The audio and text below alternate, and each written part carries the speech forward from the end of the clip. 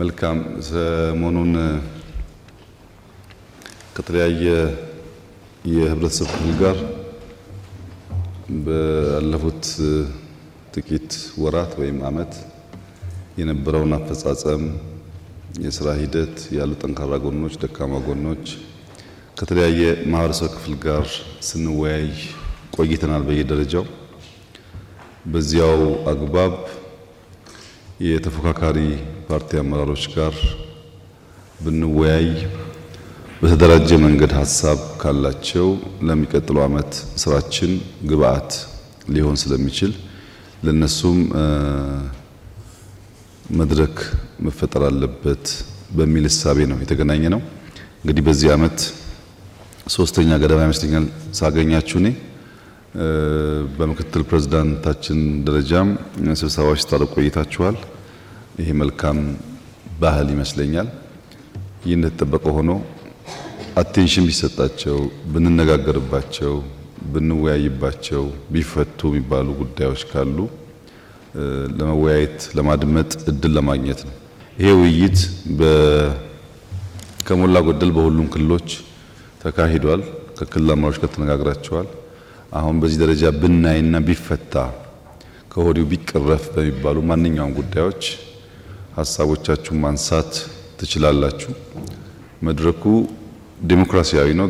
በዚህ መድረክ ደረጃ ብናያቸው በሚባሉ ጉዳዮች ላይ ቅድሚያ ሰጥተን ብንወያይ የበለጠ መልካም እንደሚሆን ተስፋ አደርጋለሁ። በዚሁ አግባብ ሐሳብ አስተያየት አለኝ የምትሉ ሰዎች መድረኩ ለእናንተ ክፍት ነው። ከሁሉ በማስቀደም ክቡር ጠቅላይ ሚኒስትር ከፖለቲካ ፓርቲ ከፍተኛ አመራሮች ጋር በመገናኘት ስለ ሀገራችን አጠቃላይ ሁኔታና የፖለቲካ ፓርቲዎች ለሚያነሷቸው ጥያቄዎች ምላሽ ለመስጠት ውድ ጊዜዎችን በመስጠት ለሀገራችን የዲሞክራሲ ስርዓት ግንባታ አዲስ አካሄድና ልምምድ ስለሚሰጡት ትኩረት በኢትዮጵያ የፖለቲካ ፓርቲዎች የጋራ ምክር ቤት ስም ምስጋናዬን ለማቅረብ እወዳለሁ። የፖለቲካ ፓርቲዎች የጋራ ምክር ቤት ስራ አስፈጻሚ ኮሚቴ በወቅታዊ ሀገራዊ ሁኔታ በአጠቃላይ እና በተለይ ደግሞ በፖለቲካ ምህዳር በሀገራችን ሰላምና ጸጥታ እንዲሁም ቀጠናዊ ሁኔታ ላይ መንግስት መረጃ እንዲሰጠን በጠየቅነው መሰረት መንግስት ከተለያዩ የህብረተሰብ ክፍሎች ጋር ውይይት ለማድረግ ሲወስን የፖለቲካ ፓርቲዎችንም ጥያቄ ተቀብሎ በማስተናገዱ በዚህ አጋጣሚ በድጋሚ ምስጋናዬን አቀርባለሁ። ከዛሬው መድረክ በፊት በወረዳና በከተማ በዞኖችና በክልል በየደረጃ ባሉ የመንግስት አካላት መረጃ የተሰጠን ሲሆን በቅርቡ ከክቡር አቶ አደም ፋራ በጠቅላይ ሚኒስትር ማዕረግ የዲሞክራሲ ስርዓት ግንባታ ማዕከል ዋና አስተባባሪ ከፖለቲካ ፓርቲዎች የጋራ ምክር ቤት አባላት ጋር ተመሳሳይ መድረክ አካሂደናል።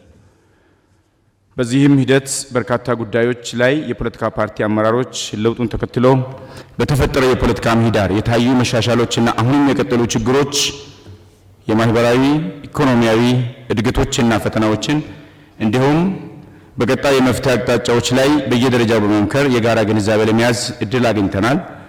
ሚናችንንም ለመወጣት መግባባት ላይ ደርሰናል። ክቡር ጠቅላይ ሚኒስትር በትላንትናው ዕለት በአዲስ አበባ ከተማ እየተሰሩ ያሉ ልዩ ልዩ የልማት ስራዎችን ጎብኝተናል። በጉብኝታችንም የተመለከትናቸው የልማት ስራዎች ታሪክን በመጠበቅ በቴክኖሎጂ እድገት፣ በከተማ ኮሪደር ልማት፣ የመንግስት አገልግሎት አሰጣጥ ለማዘመን፣ ለስራ ዕድል ፈጠራና ለቱሪዝም መዳረሻ የገበያ ትስስር በመፍጠር እና ለህፃናትና ለወጣቶች ምቹ ከባቢ ለመፍጠር በአጠቃላይ ከተማዋን ለኑሮና ለስራ ምቹ ለማድረግ የተሰሩ ስራዎችን በአድናቆት እንመለከታለን። ይህ እንደተጠበቀ ሆኖ በዛሬው የማጠቃለያ መድረክ በተለይ የፖለቲካ ፓርቲዎችን በሚያሳስቡ የፖለቲካ ምህዳር፣ የቀጠና ሁኔታ፣ የሰላምና የጸጥታ፣ ማህበራዊና ኢኮኖሚያዊ ጉዳዮች ብሎም የፖለቲካ ፓርቲዎች ለዲሞክራሲ ስርዓት ግንባታ ሚናቸውን ከመወጣት አንጻር የተጀመረውን አብሮ የመስራት አዲስ አካሄድና ባህል ማጠናከሪያ የሚሆኑትን የጋራ ምክር ቤቶችን በየደረጃው ለማጠናከር በሚያግዙ ጉዳዮች ዙሪያ ተጨማሪ አስተያየት ማብራሪያና ቀጣይ አቅጣጫ ላይ ግልጽነት ይዘን ሚናችንን ለመወጣት ለክቡርነቶ የሚከተሉትን በወረዳ በዞንና በክልል እንዲሁም በሀገራዊ መድረክ ከፖለቲካ ፓርቲ አመራሮች የውይይት መድረኮች ላይ ከተነሱ ጉዳዮች መካከል ዋና ዋናዎችን እንደሚከተለው አቀርባለሁ። አንደኛ፣ ሰላምና ጸጥታን በተመለከተ በሰሜኑ የሀገራችን ክፍል ያለው የጸጥታ ሁኔታ ከጊዜ ወደ ጊዜ እየጨመረ መጥቷል። ይህንን ሁኔታ ለመቀየር መንግስት ምን እያደረገ ነው? ሁለተኛው፣ በሰላምና ጸጥታ ጉዳይ ላይ በተለያዩ የሀገሪቱ አካባቢዎች ውስጥ ያሉ የጸጥታ ችግሮችን በዘላቂነት ለመፍታት መንግስት ምን አስቧል? 1.3 የዜጎችን እገታና ለማስለቀቅ የሚጠየቀው ከፍተኛ ገንዘብ አሳሳቢ ሆነዋል። መንግስት ይህንን ችግር ለመፍታት ለምን አልተቻለም? የሀገራችን ብሔራዊ ጥቅም በሚንጻረርና የሀገሬን ሰላምና መረጋጋት በሚያደፈርስ መልኩ ከውጭ አካላት ጋር የሚሰሩ ኃይሎችን መንግስት እንዴት ይመለከተዋል? በተለያዩ የሀገሪቱ አካባቢዎች ያሉ ተፈናቃዮችን የመመለስ ሁኔታ በምን ደረጃ ላይ ይገኛል? የመንግስት ዋናው ኃላፊነት ሰላምና ጸጥታን ማረጋገጥ ነው። ነገር ግን አሁን ባለው ሁኔታ ዜጋው በሰላም ወጥቶ መግባት እየተቻለ አይደለም። በየአካባቢው የተዘረጋው ኬላ በሸቀጥና በሰው ዝውውር ላይ ተጽዕኖ እያሳደረ ነው። አላስፈላጊ ቀረጥም ይጠየቃል። ይህን ችግር ለማስተካከል መንግስት ምን እየሰራ ይገኛል? በአገራዊ ምክክር ሂደት ያልተሳተፉ የታጠቁ ኃይሎችና የፖለቲካ ፓርቲዎች በሂደቱ እንዲሳተፉ ለማድረግ መንግስት ምን ጥረት እያደረገ ይገኛል? እነዚህ በሰላምና ጸጥታ ጉዳዮች የተነሱ ዋና ዋና ነጥቦች ናቸው። ሁለተኛ፣ የፖለቲካ ምህዳርን በተመለከተ አሁን ያለው የፖለቲካ ምህዳር ምን ያህል ሰፊና አካታች ነው?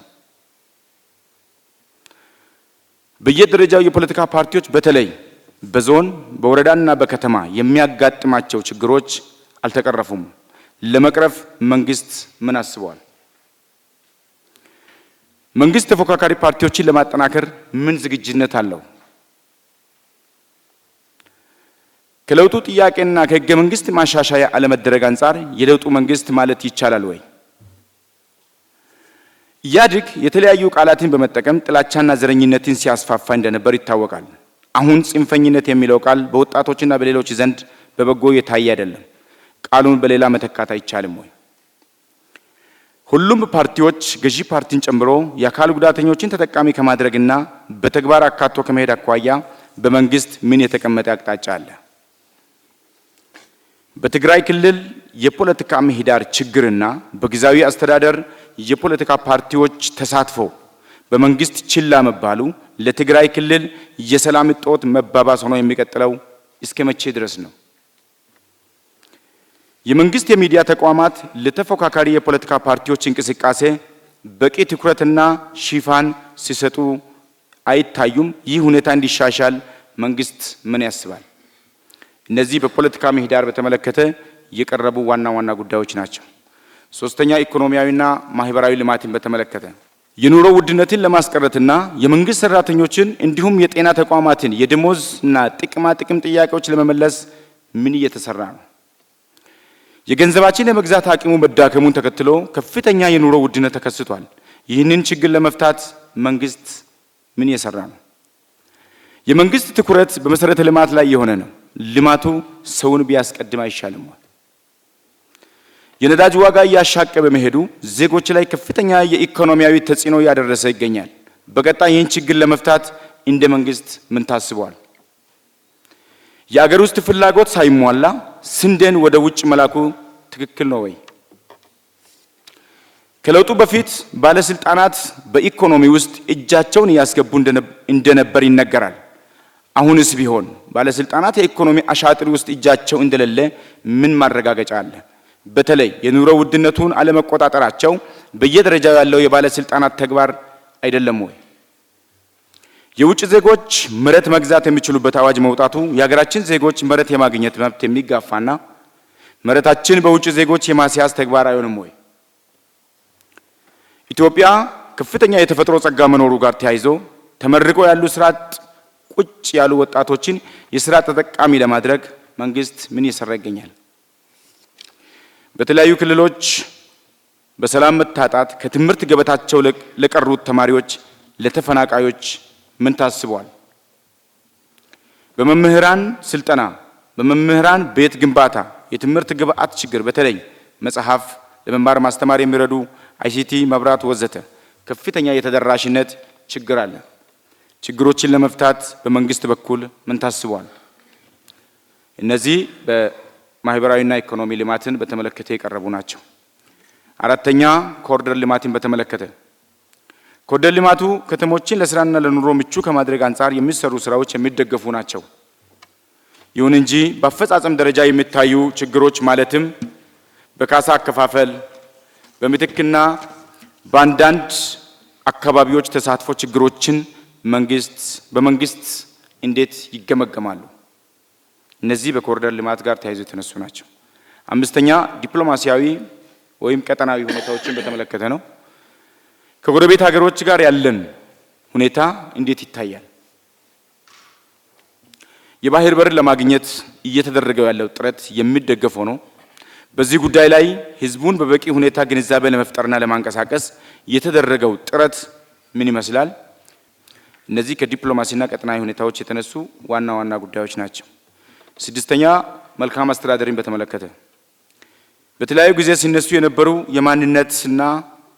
የማንነት የአስተዳደር ወሰንና ሌሎች ጥያቄዎች በፍጥነት ምላሽ አለመስጠት ለሰላምና ጸጥታ፣ ለልማት እንቅፋት እየሆኑ ናቸው። መንግስት ይህንን ለመፍታት ምን አስቧል? የፖለቲካ ፓርቲዎች በየደረጃ የሚነሱ አስተዳደራዊ ጥያቄዎች መልስ ከመስጠት ይልቅ አሉታዊ የፖለቲካ ትርጉም በመስጠት ማጉላላት ይታያል። ይህን ችግር ለመፍታት ምን እየተሰራ ይገኛል? እነዚህ በመልካም አስተዳደር የተነሱ ዋና ዋና ጉዳዮች ናቸው። ሰባተኛ የጋራ ምክር ቤቶችን ማጠናከር በተመለከተ በየደረጃ የሚገኙ የፖለቲካ ፓርቲዎች የጋራ ምክር ቤቶች ሁለንተናዊ ድጋፍ እንዲያገኙ በህግ ማዕቀፍ፣ በበጀት ድጋፍ፣ በቴክኒክ፣ በቢሮና በማቴሪያል የማገዝ ጅማሮ ተጠናክሮ እንዲቀጥል በአክብሮት እንጠይቃለን። አመሰግናለሁ። በቅድሚያ ያው ይሄን መድረክ ላዘጋጀው ለክቡር ጠቅላይ ሚኒስትር ጽህፈት ቤትና የፖለቲካ ፓርቲዎች የጋራ ምክር ቤትን ማመስገን ፈልጋለሁ። እኛ ከትግራይ አካባቢ ስለምንንቀሳቀሰው እንደሚታወቀው ከጦርነቱ ጋር ተያይዞ በነበረው ስርዓት ምክንያት በርካታ የተፈናቀለ ህዝብ አለን። ትግራይ ክልል ከተፈናቀለው 5 ዓመት ሞልቷል። እንደሚታወቀው 5ኛ ክረምት አሁን እየገባ ነው ያለው። ከዛ ጋር ተያይዞ በጉዳዩ ላይ በሚዲያም በተለያዩ የመንግስት ተቋሞችም ይነሳል። በተግባር ግን ህዝቡ ከገባበት ችግር ለማውጣት የሚደረግ ነገር የለምና በመንግስት ዙሪያ ላይ ዘንድሮስ መፍትሄ ያገኝ ይሆን ወይ ያሰበው ነገር ካለ ቢነግሩን ነው። ሁለተኛ ጥያቄ ትግራይ ክልል ሆኖ በ2016 ከመንግስት ጎንና ከመከላከያ ጎን ሆኖ በተለይ ቲፒኤልኤፍ እንደሚታወቀው ሀገርን ለማፍረስ በተንቀሳቀሰበት ጊዜ ከመንግስት ጎን ነው የቆሙ እና እነሱ ቢያንስ ሌላ ውለታ እንኳን ባይከፈላቸው እንደ ማንኛውም የትግራይ ክልል ነዋሪ በመንግስት በሙያቸውን ህዝብ እንዳያገለግሉ እስካሁን የታገዱ ናቸው፣ አልተመለሱም ወደ ስራ እና እነሱን ለምንድን ነው መንግስት ትኩረት ያልሰጠው? ወይስ በዚህ ላይ የሆነ መልስ ማብራሪያ ቢሰጡኝ በጣም ደስ ይለኛል። አመሰግናለሁ። ስለተሰጠኝ እድል አመሰግናለሁ። ጊዜያዊ አስተዳደሩ ከፕሪቶሪያ ውል በኋላ ከተመሰረተ በኋላ በትግራይ ውስጥ ከህወሓት አስተሳሰብ ውጭ ስፔሻሊ ወጣቱ ለለውጥ ሂደት ብዙ ትግል አድርገዋል እና ፌዴራል መንግስት ያላገዘው ስፔሻሊ እንዲደናቀፍ ለውጡ አደናቃፊ የነበሩ ኃይሎች ተመልሰው ጊዜያዊ አስተዳደሩ እንዲቆጣጠሩ ያረጉ ፌዴራል መንግስት ያረገበት ምንድን ነው?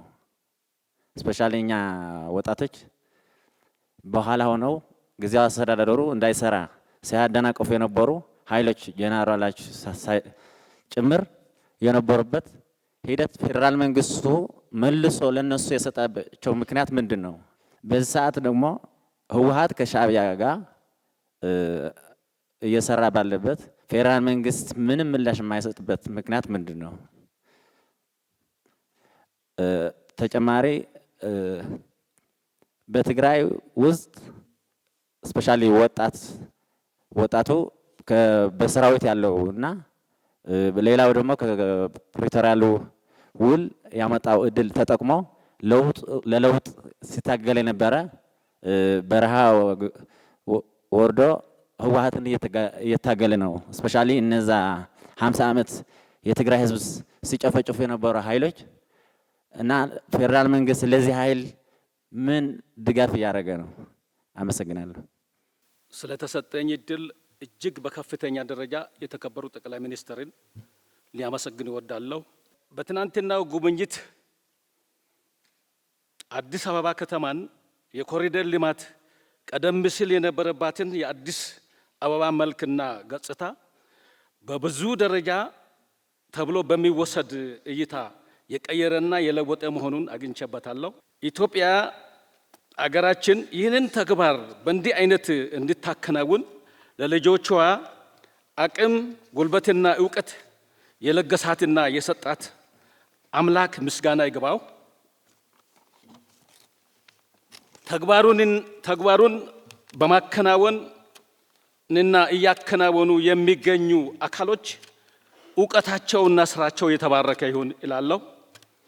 ኢትዮጵያ ሀገራችን ባለፉት ጊዜያት በውጭና በውስጥ ሲያጋጥማት ከነበረው ዘርፈ ብዙ ችግሮች አንጻር ሳትገደብና ሳትደናቀፍ የገጠማትን መከራና ችግር በአንድ በኩል ለመፍታት እየተጋች በሌላ በኩል ደግሞ ይህንን አይነት አስገራሚና አስደናቂ የልማት ተግባራት ማከናወኗ እጅግ በከፍተኛ ደረጃ ግዛቸውና ጉልበታቸውን በመስጠት ፈጽሞ ለተገኙት ተግባር ልዩ ምስጋና ይገባቸዋል ብዬ አስባለሁ። አመሰግናለሁ። የተከበሩ ዶክተር አብይ አህመድ ዛሬ ሁለተኛ ጊዜ መገናኘታችን ከመጠን በላይ ደስታ ይሰማኛል። በቃሉ አከብረው የተናገሩትን የሚተገብሩ የኢትዮጵያ ልጅ መሆኑን መሪያችን በመሆኑ ክብርና ደስታ ይሰማኛል። ፈጣሪ አምላክ አባቶን ሲፈጥር አህመድ አንድነት ህብረት ነው፣ መደማመጥ ድል ነው። እርሶን ሲፈጥሩ አብይ ኢትዮጵያን አንድ አድርግ፣ አንድ ብንሆን ይሻላል ብሎ ሲያመጡ እውነትም የኢትዮጵያ ህዝብን አንድ ለማድረግ እያደረገው ያለው ጥረት ከመጠን በላይ የሚያስደስት ነው። ለዚህ ተምሳሌት ባለፉት ስርዓታት ታርጋ እየተለጠፉባቸው በሀገራቸው እንዳይኖሩ ተሰደው በተለያዩ ሀገራት ተመልሰው ሀገሩን ሲዋጉ የነበሩት አካላት ሄደው ወደ ሀገር ተመልሰው በዲሞክራሲያዊ መልኩ መጥተው በሀገራቸው ውስጥ እንዲታገሉ ማድረጉ ይህ ተምሳሌት ነው። በጦርነቱ ውስጥም እያሉ ትላንትና አዲስ አበባ ባደረግነው ጉብኝት ሁላችንም የኮራንበት ልማት ነው። ስለዚህ እነዚህን ኢትዮጵያን ምን ያህል አንድ ያደረክ መሆኑን የሚያሳይ ነው። ሀገራችንም አዲስ አበባ በስም ነበር፣ አሁንም በተጨባጭ አዲስ አበባ መሆኗን በተግባር አሳይተሃል። ይህም ፈለግህም በቤኒሻንጉል ጉሙዝ ክልል ርዕሰ መስተዳድር አቶ አሻደሊ ይህም ፈለጎን ተከትለው ከሀገር ውጪ የነበሩት መሳሪያ ይዘው ሲታጠቁ የነበሩት ከተወሰኑ አማሮችና ከጀነራል ከፍ ያሉ ጋር ሄደው እነሱንም የእርሶም ፈለግ ተከትለው ወደ ሀገራቸው ገብተው በሰላማዊ መልኩ ሰላምን ሰፍነው ከጦርነት በአሁኑ ሰዓት ላይ ክልላችን ተሻግሮ የልማት ጅምር ላይ መሆኑን መግለጽ እፈልጋለሁ። ስለተሰጠኝ በጣም አመሰግናለሁ። አገው እንደ ህጋዊ ፓርቲ ከቦታ ቦታ ተንቀሳቅሶ መስራት አልቻለም እና ምርጫ እየደረሰ ነው። ስለዚህ ምን አስበዋል? አመሰግናለሁ። ክቡር ጠቅላይ ሚኒስትር በመጀመሪያ ለሰሩት የኮሪደር ልማት እርሶንም ሆነ ከእርሶ ጋር ለደከሙት ሳላመሰግን አላልፍም። ሌላው ማይክሮ ኢኮኖሚ የታሰበለትን ግብ መጥቷል ይላሉ ወይ? የዛሬ አመት አስታውሳለሁ ስንገናኝ አንድ አመት ጠብቁን ማይክሮ ኢኮኖሚው የተሳለጠና ቆንጆ ይሆናል ብለው ነበር። በእርሱ አስተያየት ማይክሮ ኢኮኖሚን በተመለከተ አስተያየቱን እንዲሰጡን ጠይቃለሁ። ሌላው የኑሮ ውድነትን ሊያመጣቸው የቻለው ማይክሮ ኢኮኖሚው ነው ወይስ ምንድነው? ስራ አጥነትንስ ሊያመጣ የቻለው ማይክሮ ኢኮኖሚ ነው ወይስ ምንድነው? ሌላው የሰላሙ ጉዳይ እንዴት ያዩታል? በየአካባቢ ያለውን ሌላው ባጭሩ የሀገራዊ ምክክሩ ጥሩ እየተካሄደ ነው። የበለጠ ትግራይን ያካተተ ውይይት እንዲደረግ ምን እየሰሩ ነው? በእርሶ በኩል ቢብራራልን። ክቡር ጠቅላይ ሚኒስትር፣ በጣም ብዙ ባንኮች አሉ። በጣም በዘር የተመሰረቱ ባንኮች አሉ። እነኚህም ባንኮች ከዘር አውጥተው ትልቅ ፓወር እንዲኖራቸው ባንኮች በእርሶ በኩል እየተሰራ ያለው ምንድን ነው? ለዛሬ ይበቃኛል። አመሰግናለሁ።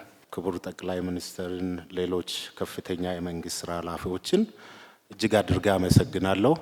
ከትላንትና ጀምሮ አዲስ አበባ የሚሰሩ በርካታ ልማቶችን ለሀገር ግንባታ አሁን ለመመራው ለስርዓቱ አይደለም ለቀጣይ ትውልድም ታስበው የሚሰራው ትልቅ ስራ እጅግ በጣም የሚያኮራ ለትውልድም ጠቃሚ የሆነ ስራ መሆኑን እጅግ እንገነዘባለን። በርካታ ከአየር ለውጥ ጋር ተያይዞ ጫካ ፕሮጀክቶች፣ ሌሎች በተለይ ትላልቅ ግንባታዎችን እብን ሳይሳሱ አፍርሶ ለአይን ውብና ማራኪ በሆነ ሁኔታ የሀገሪቱን ገጽታ ግንባታም ጭምር የሚያሳድግ ፕሮጀክቶች ተሰርቷል። አመሰግናለሁ። ክቡር ጠቅላይ ሚኒስትር፣ እርሶ ፊት ለአንድ ዜጋ ያለኝን ሀሳብ ለማቅረብ እድል በማግኘቴ ትልቅ ክብር ይሰማኛል። ክቡር ጠቅላይ ሚኒስትር፣ ምናልባት ትላንትና ያየናቸው እንደ ሀገር ልብን የሚያሞቁ የሚያኮሩ ትላልቅ የልማት ስራዎችን አይተናል። በጣም ደስ የሚል ነው። ይሄ እንደ አንድ ዜጋ እንደ ማንኛውም ሰው ልጅ ማድነቅ ማክበር ያለብን የሚሰሩ እጆች መባረክ አለባቸው፣ መመስገን አለባቸው እና እነዚህ የልማት ስራዎች ደግሞ ወደ ሌሎችም ከተሞቻችን እንዲሰፉ የማድረግ ስራ ቢቀጥል። ሌላው እኔ ተጨማሪ የማደርገው በተለይ እንደ እኔ ከጎጎት ፓርቲን የመጣሁት ከአሳታፊነት አንጻር ወደ ላይ ስንሄድ አሳታፊ ነው፣ ኢንክሉሲቭ ነው። ወደ ታች ግን ስንሄድ አሁን በቀጣይ ምርጫም አለ፣ የተሻለ ሀሳብ ወደፊት መምጣት አለበት። ስንወርድ ግን አሳታፊ አይደለም፣ ገፊ ነው እና እርስዎ ምን አይነት መልእክት ያስተላልፉልናል? በተለይ ታች አካባቢ ያሉ መዋቅሮች ፓርቲዎች ያላቸውን አማራጭ ሀሳቦች እንዳያቀርቡ እድል እየተሰጣቸው አይደለም እና በዚህ መድረክ እርስዎ መልእክት እንዲያስተላልፉልን ለማለት ነው። ሌላው ምናልባት አቅም ከመገንባት አንጻር የፖለቲካ ፓርቲዎች አማራጭ ሀሳብ አላቸው፣ የአገር ሀብት ናቸው እና እነዚህን ኢምፓወር ከማድረግ አንጻር ስልጠና የሚያገኙበትን እድል አስበዋል ወይ? ሌላው እርስዎን መጠየቅ ብቻም ሳይሆን እኛም መጠየቅ ስላለብን ምን እናግዝ፣ እንደ አንድ አማራጭ ሀሳብ እንዳለው የፖለቲካ ፓርቲ ምንድን ነው ከኛ የሚጠበቀው? ለሰጡን ጊዜ ከልብ ከልብ አመሰግናለሁ። አመሰግናለሁ ስለተሰጠኝ እድል። ክብር ዶክተር ከፖለቲካ ፓርቲዎችም በሀገራዊ ጉዳይ በሚነሱ ኢሹዎች ላይ ምላሽ ለመስጠት ፈቃደኛ ሆኖ የዲሞክራሲን ምህዳር ከማስፋት አንጻር ያሉትን ቁርጠኝነት ከግምት ውስጥ በማስገባት ላመሰግን እወዳለሁ። ዲሞክራሲን ምህዳር ከማስፋት የለውጥ መንግስት ያደረገው ጥረት ቀላል አይደለም፣ እያየን ስለሆነ ማለት ነው። የተጀመረው የአገር ገጽታን ለመቀየር የዲሞክራሲን ምህዳር ለማስፋት ደግሞ የጋራ አገርነት በጋራ መስራት አለብን። የአንድ ፓርቲ ስራ አይደለም ተብሎ የተጀመረው ምህዳሩ ሰፊ ነው። ወደ ታች ሲካሄድ ደግሞ በጣም ጠባብ ነው። የተቸገረ ነው እዛ ጋር ነው። ትልቅ ህዝብ ባለው ደግሞ ታች ነው። በወረዳ ደረጃ ላይ፣ በዞን ደረጃ ላይ እስከ ክልል ባለው ደረጃ ላይ ሁለት ብልጽግና አለ። የጋራ አገርነት በጋራ መስራት አለብን፣ ማሳካት አለብን፣ አገርን ማሻገር አለብን፣ ማስቀጠል አለብን የሚል ብልጽግና አይደለም። ራሴን፣ ቤቴን፣ አካባቢን፣ ሰፈሬን መገንባት አለብኝ ብሎ ራሱን የሚገነባ ብልጽግና አለ። አሁን የተቸገርነው ይሄን ብልጽግና ነው። እርሶስ እንደዛ አይነት ብልጽግና ያለውን ይለያሉ ወይ እላለሁ። አመሰግናለሁ። ለተሰጠኝ እድል አመሰግናለሁ። የኔ ጥያቄ በፕሪቶሪያ ስምምነት መሰረት አንጻራዊ ሰላም መገኘቱ እንዲሁም ይታወቃል። ዋናነት በፕሪቶሪያ ስምምነት መሰረት አቃፊና አሳታፊ ጊዜያዊ አስተዳደር መመስረት ነበረበት። ይሁን እንጂ የህወሓት ጊዜያዊ አስተዳደር ነው የተፈጠረው። ለዚህም ህወሓት ያኔ ቅቡልነት አጥቶ በህብረተሰቡም ከፍተኛ የቅቡልነት ችግር ነበረው፣ አቅምም አልነበረውም። በዚህ ምክንያት ጊዜያዊ አስተዳደሩ የተሰጠውን ስልጣን በአግባቡ ሳይጠቀም 2 ዓመት አለፈው። ከዛ በኋላም አንዱ ችግር ራስ በራስ የነበረ የስልጣን ሽኩቻ አንዱን ሌላኛውን ከኮርና ከኮር በላይ በሚባሉ ወታደራዊ ኃይሎች ግፊትና በጠበንጃ ጭምር የቀበሌዎች፣ የወረዳዎች እንዲሁም የክልል መስሪያ ቤቶችን ቢሮዎች የተሰበሩ ማህተም ሲቀማ ህብረተሰቡም ብዙ ሰዎችም ለመቁሰልና ለግድያም ተዳርገው ነበርና የሚያሳዝነው ነገር ከዛ በኋላም የተመሰረተው የተሾመው ጊዜያዊ አስተዳዳሪ ወይም ፕሬዝዳንት ያው ከህወሓት ነው የተቋቋመው። ካቢኔው ያው ህገወጥ ነው ተብሎ በምርጫ ቦርድ ከተሰረዘው ፓርቲ ነውና አሁን በትግራይ ያለው ሁኔታ ከፍተኛ የስርዓት አልበኝነት ችግር አለ፣ እንዲሁም ከፍተኛ የቅቡልነት ችግር አለ። ስለዚህ ፕሪቶሪያ የመጀመሪያው የተጣሰው ቅቡልነት ያለው ከሁሉም የትግራይ ፖለቲካ ኃይሎች ያሳተፈ ጊዜያዊ አስተዳደር አለመመስረት ነው። ለዚህ እንደ ማረሚያ ብለን ያሰብነው ጊዜያዊ ምክር ቤት ማቋቋም ነበረ። ጥረት አድርገን ነበር። የተለያዩ የትግራይ ያሉ ፖለቲካ ኃይሎች፣ ሲቪክ ማህበራት እና ጊዜያዊ ምክር ቤት ለማቋቋም ጥረት ተደረገ። ይሁን እንጂ አሁን ያለው ፕሬዝዳንት ይሄ ነገር ህወሓትም ራሷ እንደ እኔን የመረጥኩትና ይሄ የኔ ውሳኔዎች ማለፍ አለባቸው የሚል ህወሓትም የዚህ ጊዜያዊ ምክር ቤት ተቃዋሚ ስለሆነ አንድ ቅቡልነት ያለው ተቋም በትግራይ ላይ እንዳይኖር ከፍተኛ ችግር እየተፈጠረ ነው። ስለዚህ እንደ ጠቅላይ ሚኒስተር የትግራይ ጊዜያዊ ፕሬዝዳንት እንደሚሾሙ አካል ይሄ በትግራይ ጊዜያዊ አስተዳደር ጊዜያዊ ምክር ቤት ኖሮት ጠንካራ ካቢኔ ኖሮት ቼክ ኤንድ ባላንስ ያለው እንዲሆን የእርሶ ጫናም የእርሶ መመሪያም ያስፈልገዋልና ይሄ ነገር እንዲታሰብበት ለማለት ነው። አመሰግናለሁ። የተከበሩ ጠቅላይ ሚኒስትር፣ ያየናቸው የልማት ስራዎችን አዲስ አበባ ተኮር እንዳልሆነ ግንዛቤ ብንይዝ በሁሉም ሴክተሮች ለምሳሌ ስሞክለስ ኢንዱስትሪ የምንለው ቱሪዝምን ከማስፋፋት አንጻር የቱሪዝም መዳረሻዎችን የተሰሩ ስራዎች እንደነ ወንጪ፣ ባህር ዳር ላይ፣ ጣና ላይ የተሰራ ስራ፣ አሁን ትግራይ ላይ እየተሰራ ያለው የገርአልታ ሎጅ እና ሌሎች እንደ መነሻ ወስደን አጠቃላይ ማለት አገር አቀፍ ስራዎች እንደሆኑ አዲስ አበባ ያየነው እሱም እንደ ቤንችማርክ ተወስዶ ወደ ብዙ ከተሞችና ከዛም ወደ ገጠር እየተስፋፋ ያለ መሆኑን ስናይ አገራችን ትልቅ ተስፋ ያላት የተጀመሩ የልማት ስራዎች እመርታዊ ሊባል ለውጥ የሚያመጡ መሆናቸውን ለመመስከርና ይህንንም መንግስትንም እርስዎንም ለማመስገን ፈልጋለሁ። ትናንት ያየናቸው ከኮሪደር ልማት አንጻር ከዚህ ከጫካ ፕሮጀክት ከዚህ ከአዲስ ኮንቬንሽን ሴንተር የመስኖ አንድ ማዕከል አገልግሎት በመንግስትና በግል አጋርነት እየተሰሩ ያሉ ከ120 ሺህ በላይ የቤቶች ፕሮጀክት፣ የወንዝ ተፋሰስ ልማት፣ የፓርክ ግንባታዎች ከእንጦጦ እስከ ቡልቡላ ያሉ ወዳጅነትን፣ አንድነት ፓርክንም ሁሉንም ስራዎች ፒኮክንም ጨምሮ በአጠቃላይ እየተሰሩ ያሉ ስራዎች አንዳንዶቹ እንደሚሉት የብልጭልጭ ስራ ሳይሆን መሰረታዊ የከተማ እድገት እንደሆነ መናገር እፈልጋለሁ።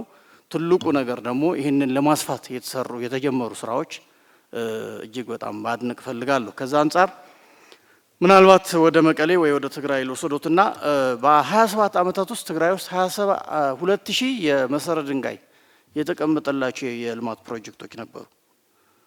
ምናልባት ትናንትና ነው እኔ የተመለሰልኝ እዚህ የቦሌና አቃቂን የሚያያይዝ ድልድይ ስንጎበኝ ከአቦ እስከ ኮዬ አደባባይ ያለው መንገድና ድልድዩ በአዲስ መልክ የአዲስ አበባ ከተማ አስተዳደር በራሱ እንደሰራው ነው እየተገለጸልን። እየተሰሩ ያሉ የልማት ስራዎች እንደኔ እምነት ከጥራትም ከፕሮጀክት አፈጻጸም ፍጥነትም አንጻር በተደጋጋሚ ጠቅላይ ሚኒስትር እንደሚሉት መንግስታዊ ኮራፕሽን የለም ብለው የሚሉትን ማሳያ ነው ብዬ አምናለሁ። አንደኛው ስራዎቹ በጣም በጥራት ነው እየተሰራ ያሉት። ሁለተኛ በፍጥነት ነው እያለቁ ያሉት። ያው ቢሰረቅ ወይ ይጓተታል ወይ ጥራት አይኖረው። ከጥራቱም ከፍጥነቱም አንጻር ስናይ ይሄ በመላ ሀገሪቷ እንደ አንድ ልምድ ሆኖ ሊስፋፋ የሚገባው መልካም ነገር ነው ብዬ ማለት ፈልጋለሁ። ከዚህ አንጻር ወደ 2000 የሚሆኑ የመሰረት ድንጋይ የተቀመጠላቸው በትግራይ ውስጥ በመላ ትግራይ ውስጥ የተቀመጠላቸው የልማት ፕሮጀክቶች ለምንድን ነው ያልተሰሩት ለሚለው ጥያቄ ያው ሙሉን ተበልተዋል ማለት ነው። ሌላ ነገር የለው። ሌላው ከዚህ ከፕሪቶሪያ የሰላም ስምምነት ጋር ተያይዞ ዲዲአርን ከማስፈጸም አንጻር ምክንያቱም አሁን ትግራይ ውስጥ ያሉ ታጣቂዎች በቃ ዲዲአር እየጠበቁ ነው። ክቡር ጠቅላይ ሚኒስትር ሌላ ምንም እየጠበቁ አይደለም። ከህወሓቶች ጋርም አይደሉ። የእውነት ነው የምሉት። ምክንያቱም ዝም ብሎ ከወጡ ያቺ ነገር ያጣሉ። ፕላስ ሲወጡ ደግሞ ያው የመኖሪያ ቤት መሬት ይሰጣል፣ የስራ መቋቋሚያ ብዙ ነገሮች አሉ። ያቺ እናገኛለን እና ያቺ እንዳናጣ ያሉ እየጠበቁ ያሉትና እንዳው አሁን ትግራይ ውስጥ ለምን አልተፈጸመም ብዬ አይደለም ስለማውቀው። አምና በዚህ መድረክ ላይ ዲዲአር ለምን አይፈጸምም መከላከያ ለምን ወደ ትግራይ ገባም ብዬ ጠይቄ ነበር። አሁን እሱን አልጠየቅም፣ ምክንያቱም ችግሩ ስለማውቀው። ግን የፌዴራል መንግስት እንዳው ዲዲአሩን በራሱ መንገድ ማስፈጸም የሚችልበት እድል የለም ወይ? እኔ ወጣቱ በዛ መንገድ ወደ ሰላማዊ ህይወቱ በቃ ትጥቅን ፈቶ ወደ ሰላማዊ ህይወቱ መኖር አለበት፣ መስራት አለበት፣ ማደግ መበልጸግ ይፈልጋልና እንዳው ችን ነገር ቢፈተሽ ቢታይ የሚል ነገር ነው።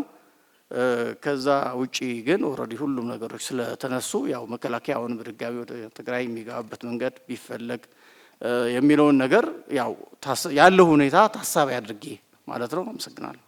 ክቡር የኢፌዴሪ ጠቅላይ ሚኒስትር ዶክተር አብይ ይህንን መድረክ አንዲት ሀገር ናት ያለችን ያንን ታሳቢ አድርገው ከፌዴራል የጋራ ምክር ቤት ጋር በጋራ በማድረግ ይህንን መድረክ ስላመቻቹ እጅግ አድርጌ አመሰግናለሁኝ። ልማት ላይ የሰሩትን ሂደት ሳይ እጅግ ማድነቅ ፈለኩኝ። ምክንያቱም ብዙም በሶሻል ሚዲያው በጣም የሚወረወርበትን ነገር እየሰሙ ወደ መሬት እየጣሉ ስራዎች ላይ በመሆኖት ሳላደንቆት አላልፍም።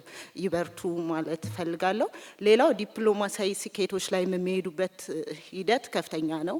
እንዲሁም ደግሞ ከዓለም ፋይናንስ ጋር ያለው ጠንካራ ግንኙነት ሳላደንቅ አላልፍም። ምክንያቱም ሙያዬ ስለሆነ ከታተላለሁኝ። ካፒታል ማርኬት ላይ በሀገራችን ያለውን ለማስቀጠል የሚሄዱበትም ጥሩ ስለሆነ ይበርቱ ማለት ፈልጋለሁኝ። ሌላም የመደመር እሳቤን ኢምፕሊመንት ለማድረግ የሚሄዱበትንም አቅጣጫ ጥሩ ነው ማለት ፈልጋለሁ። ሌላው የኢምፖርትና ኤክስፖርት ላይ በተለይም ደግሞ በኤክስፖርቱ የቡናን ኤክስፖርት የማድረግ ሂደት ዴይሊ ፎሎ አፕ የሚያደርጉበትንም በጣም ጥሩ ነው ማለት ፈልጋለሁኝ። እኔ በጣም ብዙ ጊዜ ሳዩት በተለያዩ ሚዲያዎች ላይ ሙስናን በጣም ሲጸየፉት ያለውኝ እንደ ሀገር መሬት ላይ ያለውን የሙስና ሂደት ሌሎቹም የመንግስት ተቋማት ላይ ከፍተኛ የሙስና ስራዎች አሉና ያንን በጣም ቢሰሩበት ጥሩ ነው ብዬ አስባለሁ። ሌላው በጣም የሰላም የመደፍረሱ ሁኔታ እጅግ ከፍተኛ ነውና እሱን በጣም በአትኩሮት ማየት ቢቻል ይሄ ትልቅ ስጋት ስለሆነ፣ ሌላው የኑሮ ሁኔታ እጅግ በከፍተኛ ሁኔታ ትልቅ ጫና አለው። ይሄ ጫና ምንድነው? በዓለማት ደረጃ ነው ኖት ኦንሊ ኢትዮጵያ። ሆኖም ግን እሱ ላይ በጣም ፎከስ ተደርጎ መሰራት መቻል አለበት። ሌላው ጥያቄ የፖለቲካ ምህዳር መጣበቡ ማለት የፖለቲካው ምህዳር ሲጠብ ሴቷ በፖለቲካው ዘርፍ ላይ በማህበራዊ ዘርፍ እንዲሁም በኢኮኖሚው ዘርፍ ላይ ደፍራ መውጣት አትችልም። በፋይናንሱ ተጽዕኖ ፈጣሪ መሆን አልቻለችም። እንዲሁም ማህበራዊም ዘርፍም እሱም በጣም ባንክሮት ማየት ቢቻል ብዬ አስባለሁ። ለምሳሌ ገዢው ፓርቲ ምን ያደርጋል? ሴቶችን ወደፊት የሚያመጣበትን መንገድ አይ ሪሊ አፕሪሺየት ይሄንን ተሞክሮ እዚህም ያሉ የፖለቲካ አመራሮች ቢወስዱት ጥሩ ነው ብዬ አስባለሁ። እንደ ሀገር መሪነቶ ማየት ቢችሉ ብዬ የማስበው የራስዎትን ገዢ ፓርቲ ላይ ያለውን ብቻ ሳይሆን ሌሎችንም ሴቶች ደፍረው ሲመጡ ማበረታታት የሚችሉበትን መድረኮችንም እንዲሁ ቢያመቻቹልን፣ እንደነኛ አይነት ነገሮችን ቢያደርጉልን፣ በተለይ ደግሞ መማር የምትፈልግ ሴት የትምህርት እድሎችን ቢያመቻቹላት። በእውነት ነው ምሎት በብዙ ውርወራዎች ውስጥ በሳይለንት መስራት ትልቅነት ስለሆነ ይበርቱ ይበል የሚያስብል ነው። አመሰግናለሁ። ከትላንት ጀምረን አዲስ አበባ ከተማ በጎበኘናቸው ጉብኝቶች ያየናቸውና የተሰሩ ስራዎች እጅግ ድንቅና ሀገራችን ኢትዮጵያ ለመጪው ትውልድ አስባ እየተጋች ያለች ሀገር መሆኑን በእርሶ ድንቅ አመራር ሰጭነት የተፈጸመ ተግባር መሆኑን ተመልክቻለሁና በእውነቱ እጅግ በጣም ኮርቼበታለሁ። ከክፍለ ሀገር ስንመጣ በየጊዜው ስንመጣ አዲስ አበባ እየተቀየረች ነው የምትጠብቀን፣ እየለማች ነው የምትጠብቀን። ይሄ እጅግ በጣም ተስፋ የሚሰጥ ነው። የሚታየኝ ምንድነው የአንድ ምርጫ ሲዝን ብቻም ሳይሆን ዘላቂ የሆኑ ለዜጎች ገቢ ማስገኘት የሚችሉ ወጣቶች በሀገራቸው የሀገሪቱ ዜጎች በሀገራቸው እንዲደሰቱ ተስፋ እንዲያደርጉ የሚያመላክቱ ተግባራት ተከናውነው በማየት እንደ ወጣትነትም ኢትዮጵያን ለወጣቶች እየገነባችሁት ነውና ይሄ በጣም አክብሮት አለኝ። ያው አካባቢ ምርጫ ከተደረገ 12 ዓመት ገደማ ተቆጥሯል። ስለዚህ የአካባቢ ምርጫ ከማድረግና መንግስት አካባቢ ምርጫ በጊዜውና በወቅቱ እንዲደረግ ከማድረግ አንፃር ይህም ከህገ መንግስት ጋር የሚያያዝ ጉዳይም ስለሚሆን ምን እየተሰራ ነው የሚለው ነገር ለኢትዮጵያ ህዝብም ስለሚጠብቀው እዚህ ላይ የእርሶ አቅጣጫ ለኢትዮጵያ ህዝብም ብነገር የሚለው ነው። ላገኘሁት እድል እጅግ በጣም አድርጌ አመሰግናለሁ። እኔ ሚዲያ በጣም ማዳምጥ ለብዙ ፓርቲዎች ኢንፎርሜሽን መሰጣቸው እኔ ነኝ። የኢትዮጵያ ሚዲያ በአብዛኛው ዝግ ነው፣ ሞኖ ሲስተም ነው። እንደገና ምሎት ደግሞ በሚዲያ ውስጥ ዜግነት ክላስ አበጅቷል። ኤ ዜጋ አለ፣ ቢ አለ፣ ሲ አለ። ማይኖሪቲ ዲ ነው። ዞር የት ነህ ከተባለ እንደዚህ ብሎ ላያናገርም ይችላል። ከሱ በላይ ታለንት፣ ከሱ በላይ ኖሌጅ፣ ከሱ በላይ ያለው ያንን ሰው አፕሮች አድርጎ የኢትዮጵያን ችግር ግን መፍታት አልቻለም። አዲሽናል ደግሞ ከአልጀዚራም ከሌላ የምንማረው ጦርነቶች በአብዛኛው የሚያልቁት ሚዲያ ላይ ነው። ያንን ለማምጣት ምን ማድረግ አለብን? መደረግ አለበት። ሚዲያው ማንኛውም ሀሳቦች የተለያዩ ሀሳቦች አቅርቦ ማፋጨት አለበት። ይህንን ማስተካከል አለበት። በነጋዴው ህብረተሰብ ደግሞ አንድ ለኔም ግልጽ ነው። ትልቁ ኢኮኖሚ ፓርት የያዘው መንግስት ነው 70%።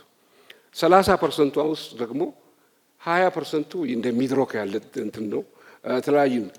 በ10% ውስጥ ኮንትሮል አድርጎ መክፈል አልቻልንም። ልንከፍል ስንሄድ የመንግስት አካላት አስቸገረን። እንደዚህ የተለያዩ የሙስና ወሬዎች በጣም ጆሮአችን የሚያደክም ነው። ፕሮቴክትም ለማድረግ መንግስት ደግሞ አንዳንድ ጊዜ ለህዝቡ የሚጭነው ጫና እናንተን ሁለቱም አካል ለህዝብ የማያዝን አይነት አይቻለሁ። ስለዚህ እነዚህ ነገሮች በጥልቀት ከሰሩ ሀገረ መንግስቱ ይሄዳል። እኔ ሁሉ ጊዜ የማግዘው ሀገረ መንግስቱ ነው። ብልጽግና ናግዤ አላቅም። ነገር ግን ሀገረ መንግስቱ ማገዝ ኢንዳይሬክት ያ ስለሆነ ነገሮች የፓርቲዎችን ችግር ቢፈቱ ጥሩ ነው የሚል ነው። አመሰግናለሁ። በቅድሚያ እድልን ስለሰጡኝ ከልቤ አመሰግናለሁ። ክቡር ጠቅላይ ሚኒስትር ከእርሶ ጋራ በመጀመሪያ የተገናኘሁት ግብጽ ካይሮ ከተማ ነበር። ዛሬ ደግሞ በሀገር ውስጥ ሶስተኛ ጊዜ ከእርሶ ጋራ በመገናኘቴ እድለኛ በመሆኔ በጣም ወረር የሌለው ደስታ ይሰማኛል። ክቡር ጠቅላይ ሚኒስትር ሆይ በክቡርነቶ አንድ አስተያየት ይኖረኛል፣ እንደሚከተለው ይሆናል። እንደሚታወቀው ሁሉ ሀገራችን ኢትዮጵያ በየጊዜው እየተፈታተነ ያለውና የሚመጣ የፖለቲካ ሽኩቻና አለመረጋጋት የሚታይባት ሀገር ናት። እርሶ ወደ ስልጣን ወንበር ከመጡ ወዲህ ግን ለአንድና ለመጨረሻ ጊዜ ይህንን ማገዳደር ፖለቲካ ለማስቀረት እና ይህ ምዕራፍ እንዲዘጋ ብዙ እድሎቹ እና ጥረቶቹ ተደርጓል። በእርሶ ስልጣን ዘመን ከዚህ በፊት ታይቶ የማይታወቁ ጥሩ ጅማሮቹ ያየንበት ነው። ለምሳሌ እንደ ጠላት ተፈርዶ የነበሩ የተቃዋሚ ፖለቲካ ፓርቲዎቹ ከዛ ጭንቀት ውስጥ በማውጣት እፎይታ ያገኙበት፣ ይህ ብቻ አይደለም፣ ከመንግስት በኩል ድጎማ ባጀት ያገኙበት፣ እንዲሁም የፖለቲካ ፓርቲዎቹ የራሱ የሆነ የጋራ ምክር ቤት የመሰረቱበት፣ በሌላ በኩል ደግሞ በምርጫ ጊዜ ይሁን በሌላ ጊዜ የተፎካካሪ ፓርቲዎቹ መሪዎቹም እና አባላቶቹ ሲታሰሩ ምርጫ ቦርድ የታሰሩበት እስር ቤት ድረስ በአካል በመሄድ እስረኞቹን በማስፈታት ያየነው በእርሶ ስልጣን ዘመን በመሆኑ፣ በተጨማሪ ደግሞ የፖለቲካ ኬዝ ያላቸው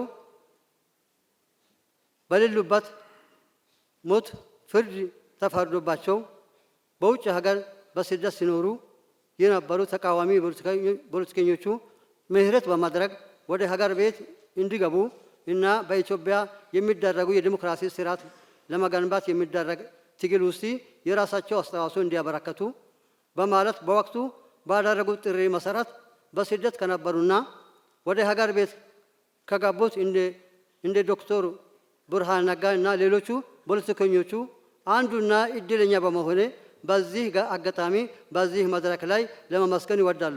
የተለያዩ በከተማ ውስጥ የተሰሩ ስራዎችን በዚህ በዱላዬ ምንም ሳልደክም በተስፋ ሲያይ ተመልክቻለሁ። በጣም ትልቅ ተስፋ እንዳለኝ አረጋግጫለሁ። ብዙ ወዳጆች አይቶኛል። እነሱ እየደከሙ እያረፉ በየድንጋይ እየተቀመጡ እኔ አልተቀመጥኩም።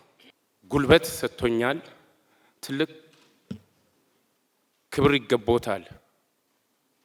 ወደ ጥያቄ እገባለሁ። አካል ጉዳተኛ ያለበት አገር ላይ ይህ ነው የሚባል የአካል ጉዳተኞች ተጠቃሚነት እየተሰራ አይደለም ኢትዮጵያ ውስጥ። እኔ በትግል ቤተሰቦቼ ጓዳ ለማስቀመጥ ቢሞክሩም እኔ በትግል ነው የወጣሁት። በትግል ነው ተምሬ ለዚህ ደረጃ የደረስኩት። ግን ጓዳ ውስጥ የተደበቁ በርካታ አካል ጉዳተኞች አሉ ኢትዮጵያ ውስጥ። ትምህርት በአግባቡ እያገኙ አይደሉም። ሌላው የስልጣን አካታችነት በሴቶች በኩል ያለው ተሳትፎ እጅግ በጣም የሚበረታታ ጉዳይ ነው። አካል ጉዳተኛ ከፌደራል ጀምሮ እስከ ዞን እስከ ክልል ድረስ የስልጣን ተጠቃሚዎች እየሆኑ አይደሉም። ስለዚህ የአካል ጉዳተኞች ችግር ብታይልን እላለሁ። በጣም አመሰግናለሁ። በጣም ነው የማመሰግነው። በቂ ጥያቄ ተነስቷል።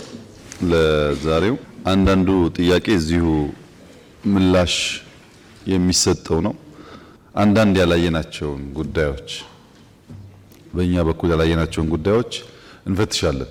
ለምሳሌ እህት ያነሳችውን ሴቶች በጣም ኢምፓወር እናደርጋለን፣ ግን ማየት ያለብን ጉዳዮች ካሉ እናያለን።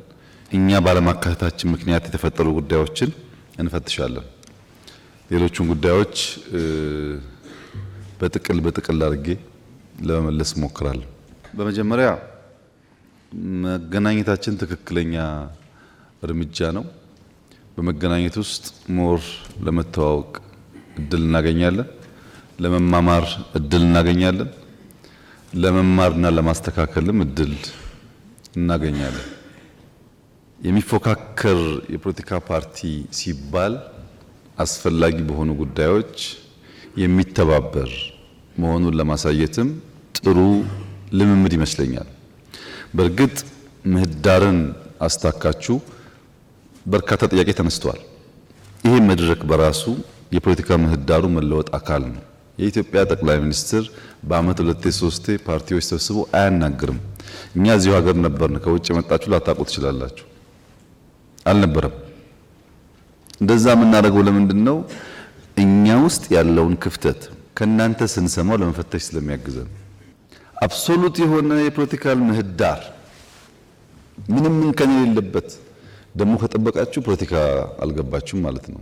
ዓለም ላይ እስካለን ድረስ የሚጀመሩ ነገሮች አሉ፣ የሚቀሩ ጉዳዮች አሉ። ሙሉ ንጹህ ነገር መጠበቅ ተገቢ አይደለም። በእኛ በኩል ግን የፖለቲካ ምህዳርን ማስፋት በሚመለከት ሁለት መሰረታዊ እሳቤዎች አሉ። አንደኛው ፉክክር ነው። ሁለተኛው ትብብር ነው። ጤናማ የሆነ ፉክክር እናደርጋለን ከፓርቲዎች ጋር፣ ትብብርም እናደርጋለን። ፉክክር ብቻ ከሆነ ወደ አጽናፍ የወጣ ወደ ግጭት የሚያመራ ወደ ጸብ የሚያመራ የማያግባባ ስለሚሆን መተባበር በሚገባን ጉዳይ እንተባበራለን፣ ልንፎካከርባቸው በሚገቡ ጉዳዮች ደግሞ እንፎካከራለን። ይህንን ባላንስ አድርገን ነው የምንሄደው። የብልጽግና እሳቤ እኔ መራው አድሚኒስትሬሽን እሳቤ በፉክክርና በትብብር መካከል ሚዛን መጠበቅ ያስፈልጋል። ሁሉን በፉክክር ብቻ ካደረግን ውጤታማ አንሆንም ብለን እናምናለን። ለምሳሌ ትብብር በሚመለከት መቼም ሁላችሁም በኢትዮጵያ ፖለቲካ ውስጥ እድሜው ቢለያይም ያሳለፋችሁ ሰዎች ናችሁ። አሁን ባለው አድሚኒስትሬሽን ከሚፎካከሩ ፓርቲዎች 273 ሰዎች በተለያየ ደረጃ በአመራር ተሳትፎ ይሰራሉ።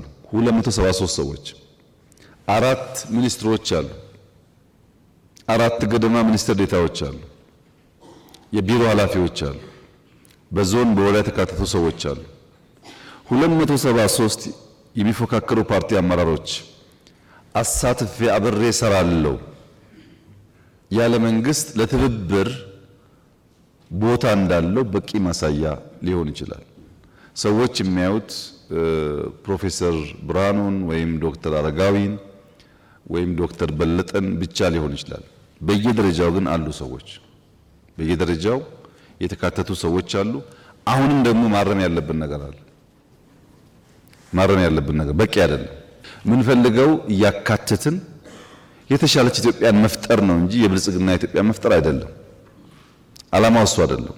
ግን በአንድ ጊዜም ብናፍስ ፓርቲዎች ሰብሰብ ብለው ጠንካራ ሆኖ ሐሳብ ኖሯቸው ከመምጣት ይልቅ ቅድም እንዳያችሁት በጣም በርካታ ፓርቲ ነው ያለው። ሁሉም ሰው የሚፈልገው ደግሞ ፓርቲ ብሎ ሊቀመንበር መሆን ነው። ሊቀመንበሮች በሙሉ ብንሰበስብ አሁን 67 ትጠጋላችሁ።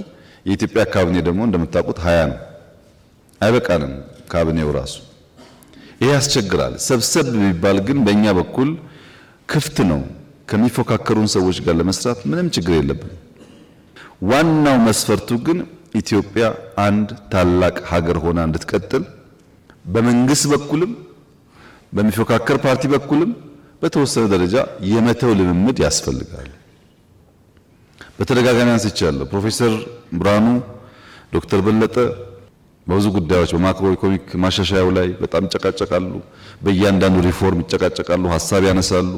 ለኔ የሚቀለኝ የራሴ ፓርቲ ሰዎች ሰብስቤ ካቢኔ ማድረግ ይሻለኛል። ቢኮዝ ካቢኔ ወስጄ ካላጸደቅኩ ልሰራ አልችልም። እነሱ ደግሞ ካቢኔ አባላት ናቸው። መደበቅ አልችልም አጀንዳውን። ሁሉም ጉዳይ እንደሚቀበሉ አድርጋችሁ አታስቡ። እንደዛ አይደለም። በብዙ ጉዳዮች ከፍተኛ ክርክር ያነሳሉ፣ ይቃረናሉ፣ ይጠይቃሉ።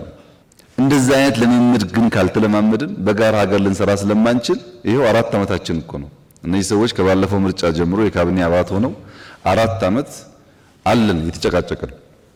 ከውጊያው ስለሚሻል ከስደት ስለሚሻል ነው አብረን የምንሰራው። እና በእኛ በኩል ያለው እሳቤ ፉክክር ብቻውን በቂ አይደለም፣ ትብብር ያስፈልጋል። ባንግባባ እንኳን እየተባበርን ኢትዮጵያን ብንገነባ ይሻላል የሚል ሐሳብ አለን። ተናግረናል፣ ጽፈናል፣ ደግሞ ልንኖረው እየሞከርን ነው። ሙሉ ካልሆነስ እናሰፋዋለን። ለምሳሌ ትግራይ አገልግለው በውጊያው ጊዜ ከስራ ውጭ የሆኑ ሰዎች አሉ የተባለውን እናጣራለን። ይሄ ካለ እናስተካክላለን። ለማስተካከል ዝግጁ መሆናችንን መገንዘብ ያስፈልጋል። ከዲሞክራሲ ልምምድ ችግር የተነሳ ግን በየቦታው ውስንነቶች ይኖራሉ። በታች ወረዳ ዞን ብቻ ሳይሆን ላይም ጭምር። ከየት እናመጣዋለን? ኢትዮጵያ ውስጥ ዲሞክራሲ አልነበረም፣ ስንወለድ አልነበረም፣ ስንኖር አልነበረም። ያልነበረን ነገር 100% ለምን አታደርገውም ብትሉ ያስቸግራል። እና ግን ለውጡን እያየን የሚጎለውን ነገር እየሞላን ብንሄድ ደግሞ የተሻለ ሀገር ለመፍጠር የሚያግዝ ይመስለኛል። ለምሳሌ በባለፈው ስንገናኝ በክልል በዞን ደረጃ ችግር አለብን ስላላችሁ ወዲያው ተነጋግረን ሁሉም ክልሎች ሁሉም ዞኖች እንዲያነጋግሯችሁ ተደርገዋል። ከ30 በላይ ኬዝ እንደተፈታ አውቃለሁ።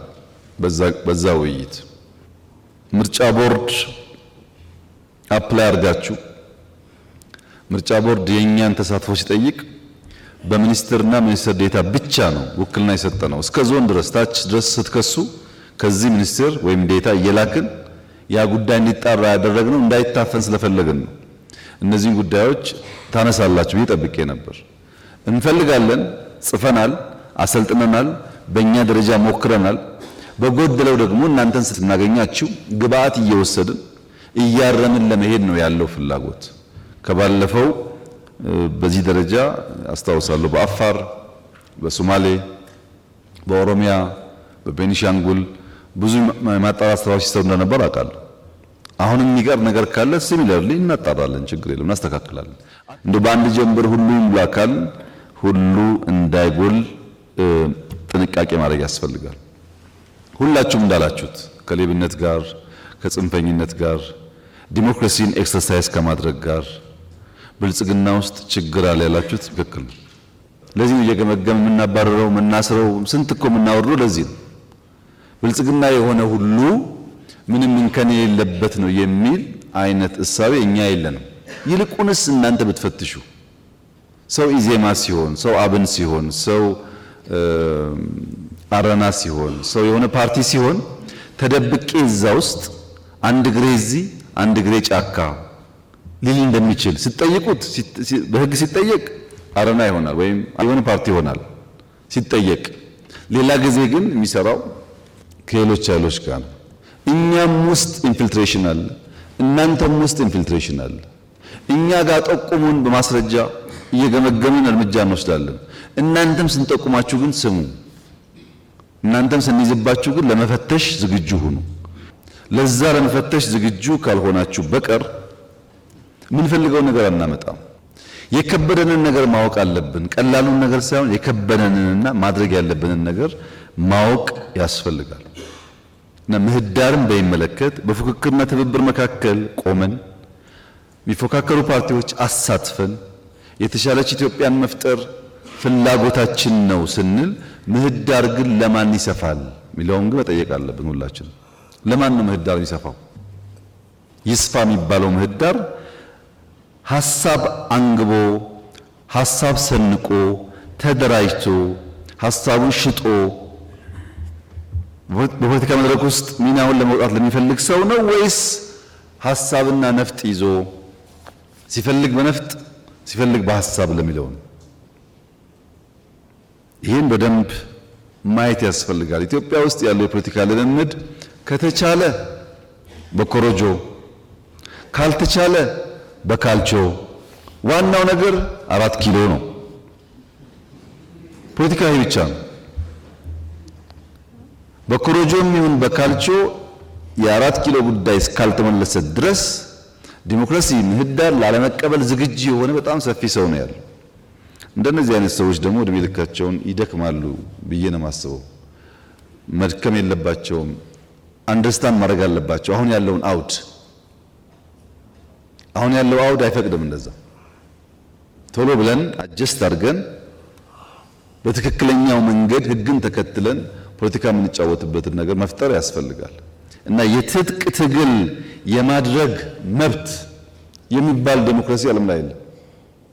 ዴሞክራሲ ማለት የምታከብረው ህግ ሲሆን ነው እንጂ ህጉን ሳታከብረው ህጉ ደግሞ እንዲያስከብርልህ መብት መጠየቅ ትክክል አይደለም። ይሄ የትርፍ ጊዜ ስራ አይደለም። በከፊል ፖለቲከኛ፣ በከፊል አሸባሪ፣ በከፊል ጋዜጠኛ፣ በከፊል አሸባሪ፣ በከፊል ብልጽግና፣ በከፊል አሸባሪ፣ እንደዛ አይቻልም። መምረጥ ነው። ይሄ የሚቀላቀልበት ልክ በጣም ሰፊ ነው። ኢትዮጵያ ውስጥ አንድ አባባል አለ። ከስጋው እጾማለሁ ከመረቁ አድርግልኝ የሚባል ነገር አለ። የሚጾም ሰው ከስጋውም ከመረቁም ነው የሚጾመው እንጂ ስጋውን ጾማለሁ መረቅ መረቁን አድርግልኝ ማለት ትክክለኛ አባባል እንዳልሆነ ሁሉ ሲመች በሰላም ሳይመች ሲቀር ደግሞ በኃይል እታገላለሁ ትክክለኛ ስላልሆነ እኛ ምንፈትሽ መረጃ ባገኘን ልክ እናጠራለን። እናንተም ውስጣችሁን አጥሩ። የጋራ ኃይል የፖሊሲ ዲፍረንስ ቢኖረውም በኢትዮጵያዊነትና ኢትዮጵያን በመገንባት እምብዛም የማይለያይ ኃይል ብንሆን ይሻላል። ይሄ መሆን የሚችለው ግን ብቸኛው ኃይል የመጠቀም ስልጣን የመንግስት እንደሆነ ካመን በኃይል ጉዳይ ማስፈጸም እንደምንችል እያሰብን ከሆነ አይሆንም። በሕገ መንግስቱ በብቸኝነት ኃይል መጠቀም ስልጣን የተሰጠው ለተመረጠ መንግስት ነው። ያንን መቀበል ያስፈልጋል። አሁን የኛ ነው፣ ነገ ደግሞ ስታሸንፉ የእናንተ ሊሆን ይችላል። አሁን በእኛ እጅ እያለ አክብሩት፣ በእናንተ እጅ ሲመጣ ደግሞ እኛም እንድናከብረው እንለማመደው። ያ ካልሆነ በቀር ሁላችንም እኩል በኃይል እርምጃ ለመውሰድ እየሞከርን የምናስበውን ዲሞክራሲ ኢትዮጵያ ውስጥ ልናመጣ አንችልም። ይሄን ከምህዳር አንጻር ብታስቡበት። ብዙውን ለማቀፍ እየሞከርን ነው። ችግር አለ ስትሉ ተወያይተን እየፈታን ነው። አቶ አደን ባለፉት 6 ወራት 2-3 እንዳገኟቸው አውቃለሁ።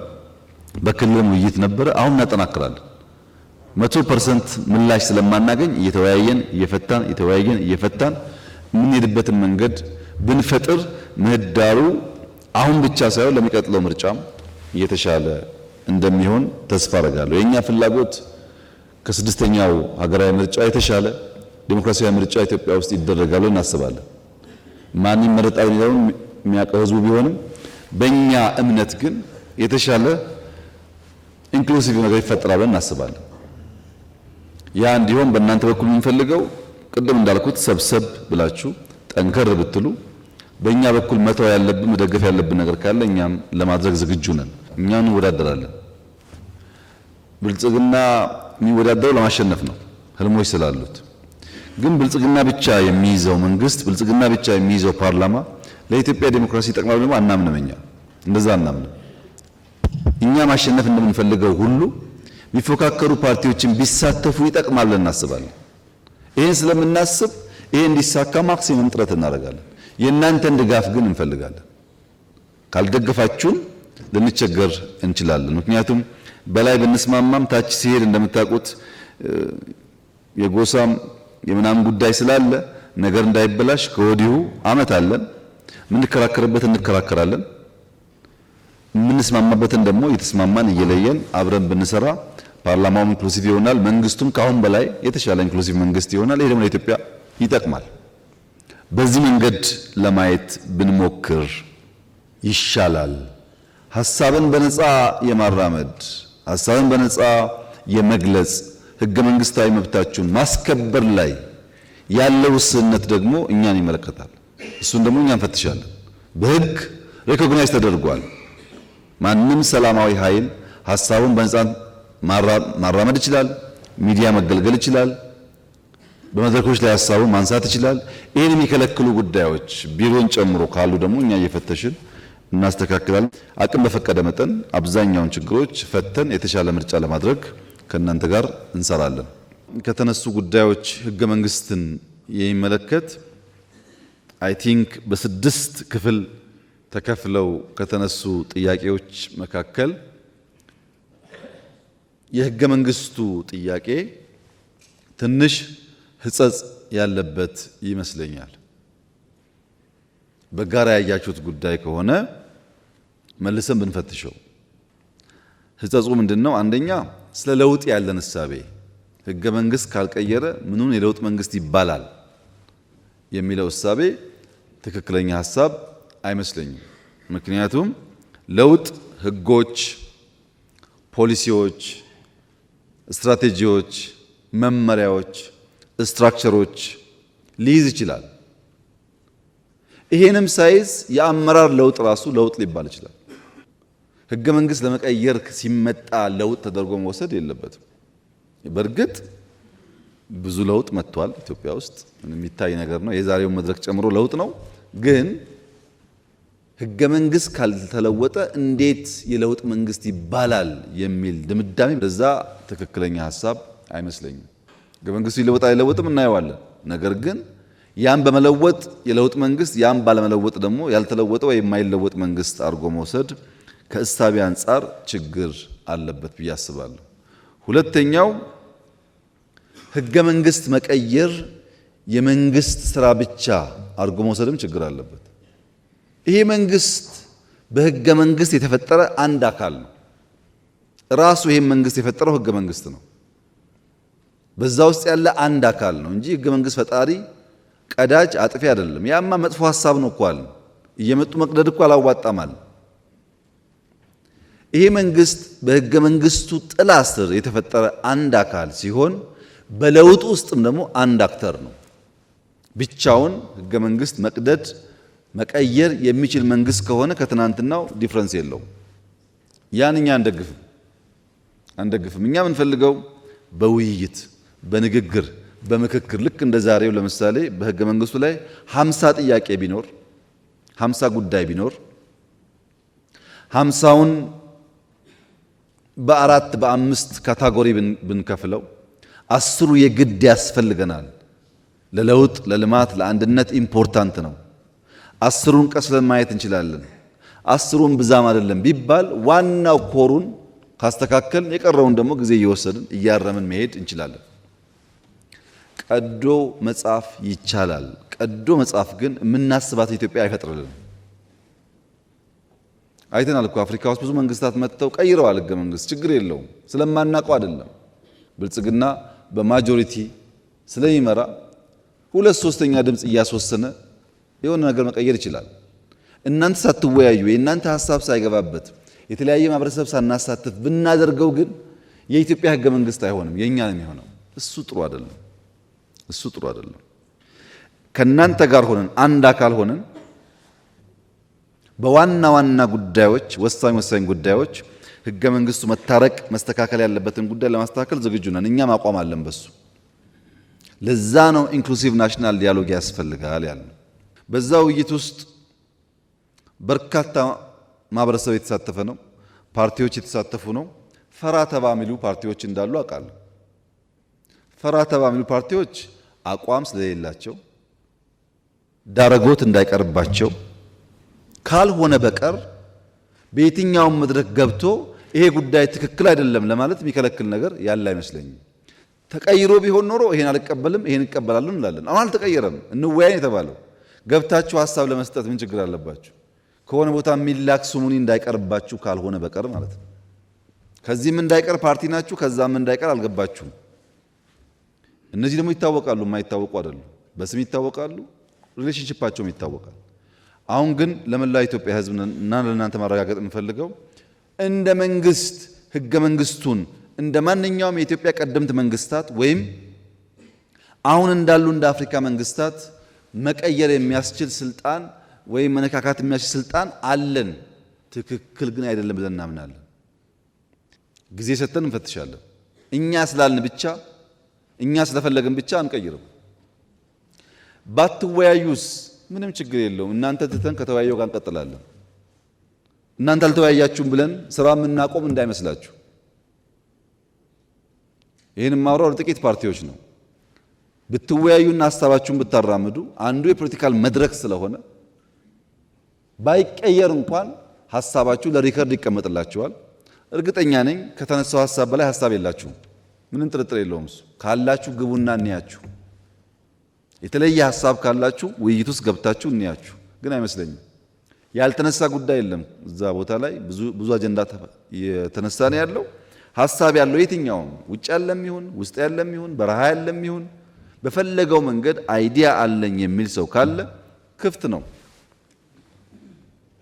ያ የተናገርነው ሀሳብ ሁሉ ግን የብልጽግናም ይሁን የእናንተ ይተገበራል ማለት አይደለም። ከዚያ ውስጥ ተለይተው በሚቀርበው ሪኮሜንዴሽን ህግን ተከትሎ ማሻሻያዎች ይደረጋሉ። ለመናገርም መብት እንዳለን ሁሉ ለመደመጥ መብት እንዳለን ሁሉ ከተናገርነው ውስጥ አንዳንዱ ጉዳይ ለጊዜው ተቀባይነት ባይኖረውም እንደ ፖለቲካ ትግል አካል አድርገን መቀበል መቻል አለብን እንጂ ካልመለሳችሁም አይቻልም አይባልም። የህገ መንግስቱን ጉዳይ በዚህ ብናይ ለውጥ መንግስት ነው ወይ ለተባለው ግን ምን ጥርጥር አለው? ጌታዬ በጣም የለውጥ መንግስት ነው። ለምሳሌ ፖለቲካ እንመልከት። የዛሬ 8-9 ዓመት የሶማሌ የአፋር ፓርቲዎች መጥተው በኢህአዴግ መድረክ ላይ በጉባኤ ላይ እኛ እስከ መቼ ነው አጋር ምን ሆነው እኛ ኢትዮጵያ አይደለንም እንዴ አስገቡን ይላሉ። ኢህአዴግ ደግሞ የለም እናንተ ገና ናችሁ ይላቸዋል። ዛሬስ የእንደርታ ፓርቲ ነኝ 70 እንደርታ ሲል ለምን እኛ ጋር ትቀላቀልም የሚል መንግስት ነው ያለው። ቶታሊ ይለያያል። ትናንትና የሚገፋ ነው፣ ዛሬ ደግሞ ኑ አብረን እንስራ የሚል ነው። ለውጥ ነው ይሄ ራሱ ብልጽግና ለውጥ ነው። አሁን ባይገባችሁም እየቆየ ይገባቸዋል። እና ፖለቲካሊ የኢትዮጵያን ላንድስኬፕ ቀይረነዋል። አንደኛ ዲሞክራቲክ ኢንስቲትዩሽን ምርጫ ቦርድ፣ ሂውማን ራይት ኮሚሽን የመሳሰሉትን 100% ከመንግስት ገለልተኛ አድርገናቸዋል። 100%። ለምሳሌ በቅርቡ ምርጫ ቦርድ 3 ሰዎች ተጨማሪ ሾሟል። ከፈለጋችሁ ጠይቋቸው። ሰዎቹን የተመረጡ የሃይማኖት አባቶች፣ የሀገር ሽማግሌዎች ነበሩ። መጥተው ሪፖርት አድርጉልኝ። የሆኑ ሰዎች ሊስት አድርገውልኝ ከዛ ከነዚህ ውስጥ ማን መረጣቸው ስላቸው በአንድ ድምፅ 1 2 3 ብሎ ነገሩኝ። እነሱ ያቀርቡትን ሀሳብ 100% ተቀብያለሁ። አላቃቸውም ሰዎቹ። እናንተ ከመረጣችሁ እሺ ነው ያልኳቸው። በገቡ 3 ሰዎች ውስጥ ምንም ሚና የለንም እኛ። ሊስት አቀረቡ፣ 3ቱ ይሻላሉ አሉ። አሳማኝ በሆነ መንገድ ሀሳባቸውን አቀረቡ፣ ተቀበልኳቸው። ምርጫ ቦርድ እንደ ከዚህ ቀደሙ የብልጽግና ነው ቢባል እናንተ የምታምኑ አይመስለኝም። ሌላ ሰው ባያምን አይደለም። ሂውማን ራይት ኮሚሽን እኮ አይታችኋል። እኛ ደሞዝ እየከፈል 1001 ሪፖርት ሲያወጣ አንድ ቀን ለምን ብለን አናውቅም። እንልመደው እስኪ ይሄንን ነገር እንልመደው ብለን አልነካም። ይሄ ነገር ጥቅም አለው ያላችሁ እንደሆነ ጥቅምም ጉዳትም አለው። ይህንን ባላንስ አድርጎ መሄድ ያስፈልጋል። ፖለቲካሊ ለውጥ አለ። ኢኮኖሚክ ላንድስኬፕ ፖለቲካል ላንድስኬፕ ብቻ ሳይሆን ኢኮኖሚክ ላንድስኬፕ በኋላ መጣበታለሁ ሰፊ ለውጥ አለ። ድሮ የነበረው እኮ ግብርና መር ልማት ነው። አሁን ግብርና መር እኮ አይደለም። ግብርና መር፣ የማይኒንግ መር፣ አይሲቲ መር፣ ቱሪዝም መር፣ ኢንዱስትሪ መር ብዝሃ ዘርፍ ነው። ለውጥ ነው ይሄ። በፖሊሲም በስትራቴጂም በሀሳብም በጣም ልዩነት አለው። ማህበራዊ ዘርፍ ሌላው ቢቀር ትምህርት ፍኖተ ካርታ አልተዘጋጀም እንዴ? የፈተና ስርዓት የፈተና ክፍል ደረጃ አልተቀየረም? ብዙ ለውጥ እኮ አለ በሁሉም ሴክተር። ያ ስላለ ሪፎርም በራሱ ኢትዮጵያ ውስጥ የደርግ መንግስት ሲመጣ የኃይለ ሥላሴ መንግስት እንደ ስርዓት ማፍረስ ብቻ ሳይሆን በርከት ያሉ ሲኒየር አመራሮች ካልሞቱ በቀር መቀጠል አልችልም ብሎ በአንድ ጀንበር ገሎ ከሻለቃ በላይ ያለ ማንኛውም ሰው አያስፈልገኝም ብሎ አስወግዶ ነው ሬቮሉሽን የቀጠለው። በኢህአደግ መንግስት የመጣን እንደሆነ ከሻለቃ በላይ ሳይሆን ከወታደር በላይ አያስፈልግም ብሎ መከላከያውን አፍርሶ 100% አፍርሶ ተቋም አፍርሶ ነው የቀጠለው። አጋርና ወገን ብሎ ከፍሎ እኛ ከመጣን በኋላ በወታደርም ይሁን በፖለቲካ በውጭ ያሉም ይሁን በውስጥ ያሉ በመከላከያ ውስጥ አቅም ሙያ ያላቸው የወጡም ጭምር መልሰን እና ኢትዮጵያ የተቋም እየገነባን ያለ ነው። ለውጥ ነው። ሪፎርሙ በራሱ የቀደመን ተቋም አናፈርስም፣ የጎደለውን ሞልተን እንቀጥላለን የሚለው በራሱ ሪፎርም ነው። ትናንት አይታችኋል እኮ ፓላሱ።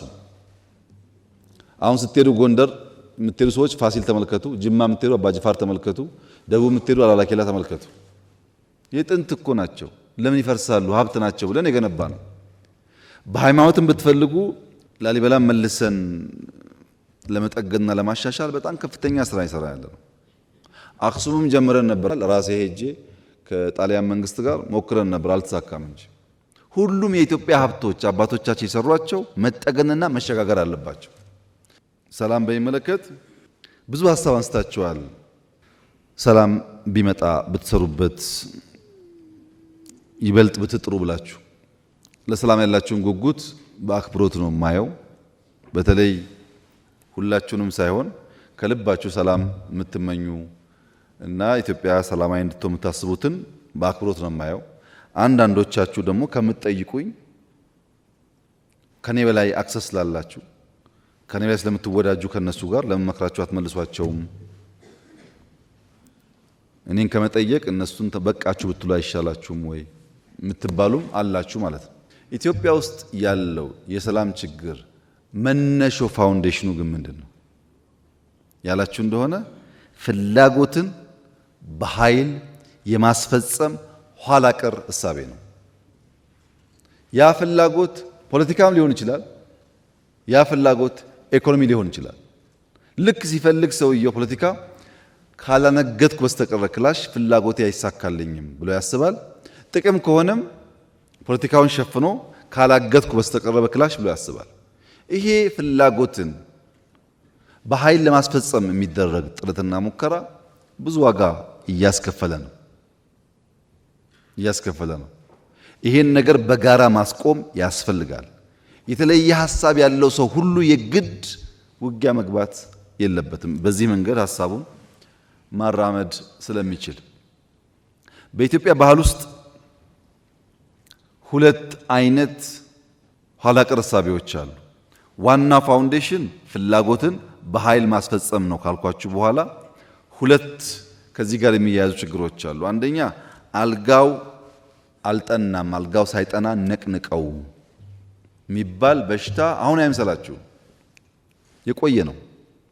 አልጋው አልጠናም እነቅንቀው ደግሞ የሚባለው በሀገር ሰው ብቻ አይደለም፣ ከብዙ ሰዎች ጋር ባንዳ እየተኮነ አጼ ዮሐንስ፣ አጼ ምኒልክ፣ አጼ ቴዎድሮስ ታሪካቸውን ብታዩ ይሄ ነው።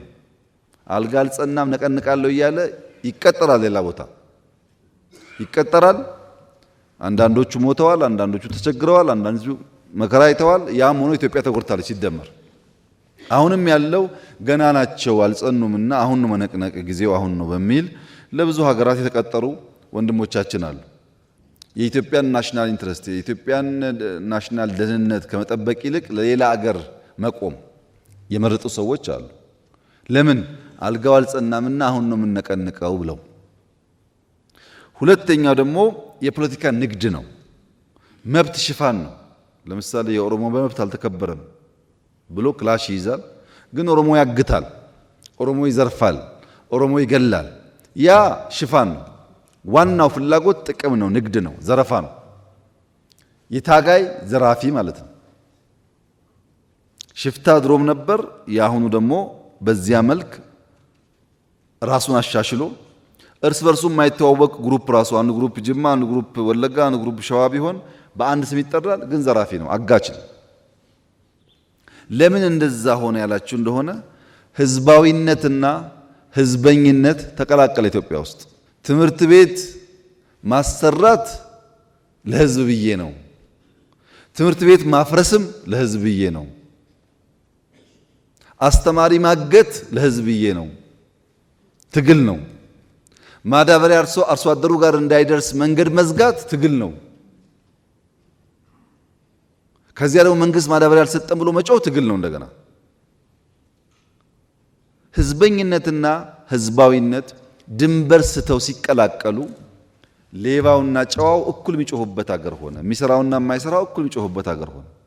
በእያንዳንዱ ኢትዮጵያ ውስጥ ባሉ ጥፋት አይታችሁ ከሆነ ቆስቋሹ ራሱ ዋናው የጉዳዩ አቀንቃኝ ሆኖ ይነሳል። ይሄን ለመገንዘብ እናንተ በቂ ልምድ አላችሁ ብዬ ተስፋ አደርጋለሁ። እነማን እየረበሹ መልሰው ኢሹ እንደሚያነሱ ታውቃላችሁ። ይሄን በእኛ ውስጥ ያለውን ማክሲመም ለመፈተሽ እየሞከርን ነው። አሉ እኛ ውስጥ ያልኳችሁ ሰዎች፣ እናንተም ውስጥ ግን ፈትሹ። ሰላማዊ መንገድ ነው የሚያዋጣን። ብንጋደል ዋጋ የለውም። ጥቅም ፍላጎት ካለን ኢትዮጵያ ማልማት ነው የሚያዋጣን። በግል የምናገኘው ጥቅም ለጊዜው ነው አይዘልቅም ብለን የምናምን እንድንሆን 100% ይሄ ሁሉ ፖፑሌሽን በዚህ እሳቤ ላይ አንድ ማድረግ ባይቻልም ቢያንስ ፖለቲካ የምንመራ ሰዎች ብንግባባና በጋራ ብንሰራበት ለውጥ ሊመጣ ይችላል። በጋራ ለመስራት ግን ዝግጁ መሆን ያስፈልጋል። ትግራይን በሚመለከት በርካታ ጉዳይ ተነስቷል። በመጀመሪያ የተፈናቀሉ ሰዎች መመለስን በሚመለከት 100% ዝግጁ ነን። እኛ 100% ነበርን ነን። ራያ እኮ መልሰናል። ራያ ተመልሰዋል የተፈናቀሉ ሰዎች። ወልቃይትም እንደዛ አይነት ፍላጎት ነው ያለን። ከጊዜያዊ መንግስቱ ጋር የተነጋገርን ነው።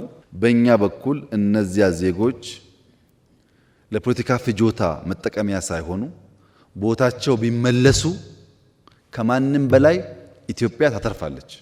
በእኛ በኩል አንዴ አይደለም 10 ጊዜ ነው እቅድ ያወጣነው እና የትግራይ ጉዳይ ብዙ የማይገደን የማያሳስበን አይምሰላችሁ። ያስጨነቀን ጉዳይ ግን በግልጽ እንድታቁት ትንሽ ዘመን ተቀይሯል።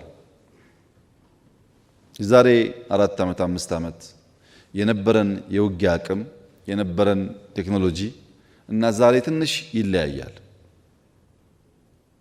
እና በተቻለ መጠን ማክሲመም ውጊያ ብናስቀር ይሻላል። ለምን እንደምታውቁት በባለፈው ውጊያ ያኔም ተናግሬ ያለው ከትግራይ ወጣቶች ከትግራይ እናቶች በላይ የተጎዳ ሰው የለም እና የሚያስገድሉ ሰዎች ይፎክራሉ። እንደምታውቁት አስገዳዮች ይፎክራሉ። ሟቾች ግን ጉዳዩን ሳያውቁ ይጠፋሉ። ያ እንዳይፈጠር ነው ማክሲመም ትዕግስት የምናደርገው ማክሲመም እንጂ ትግራይ ውስጥ ሊመጣ የሚገባው ልማት ሊሰራ የሚገባው ስራ በበቂ ተሰርቷል አናምንም እኛ እንጂ የሚደረጉ ሙከራዎች አንኮንስቲቱሽናል ልምምዶች እንዳሉ ስለማናቅ አይደለም። በደንብ ነው የምናየው። እውነት ለመናገር በሎ ኢንፎርስመንት ኤጀንሲስ በጣም ከፍተኛ አቅም ኢትዮጵያ እየገነባች ነው። እኛ ያን የምንገነባው እንዳያችሁት ዓለም አስጊ ስለሆነ ነው። ሰርቫይቫል አደገኛ እየሆነ ስለመጣ ነው። ይህንን መመንዘር ላይ ግን 10 ጊዜ ማሰብ ያስፈልጋል።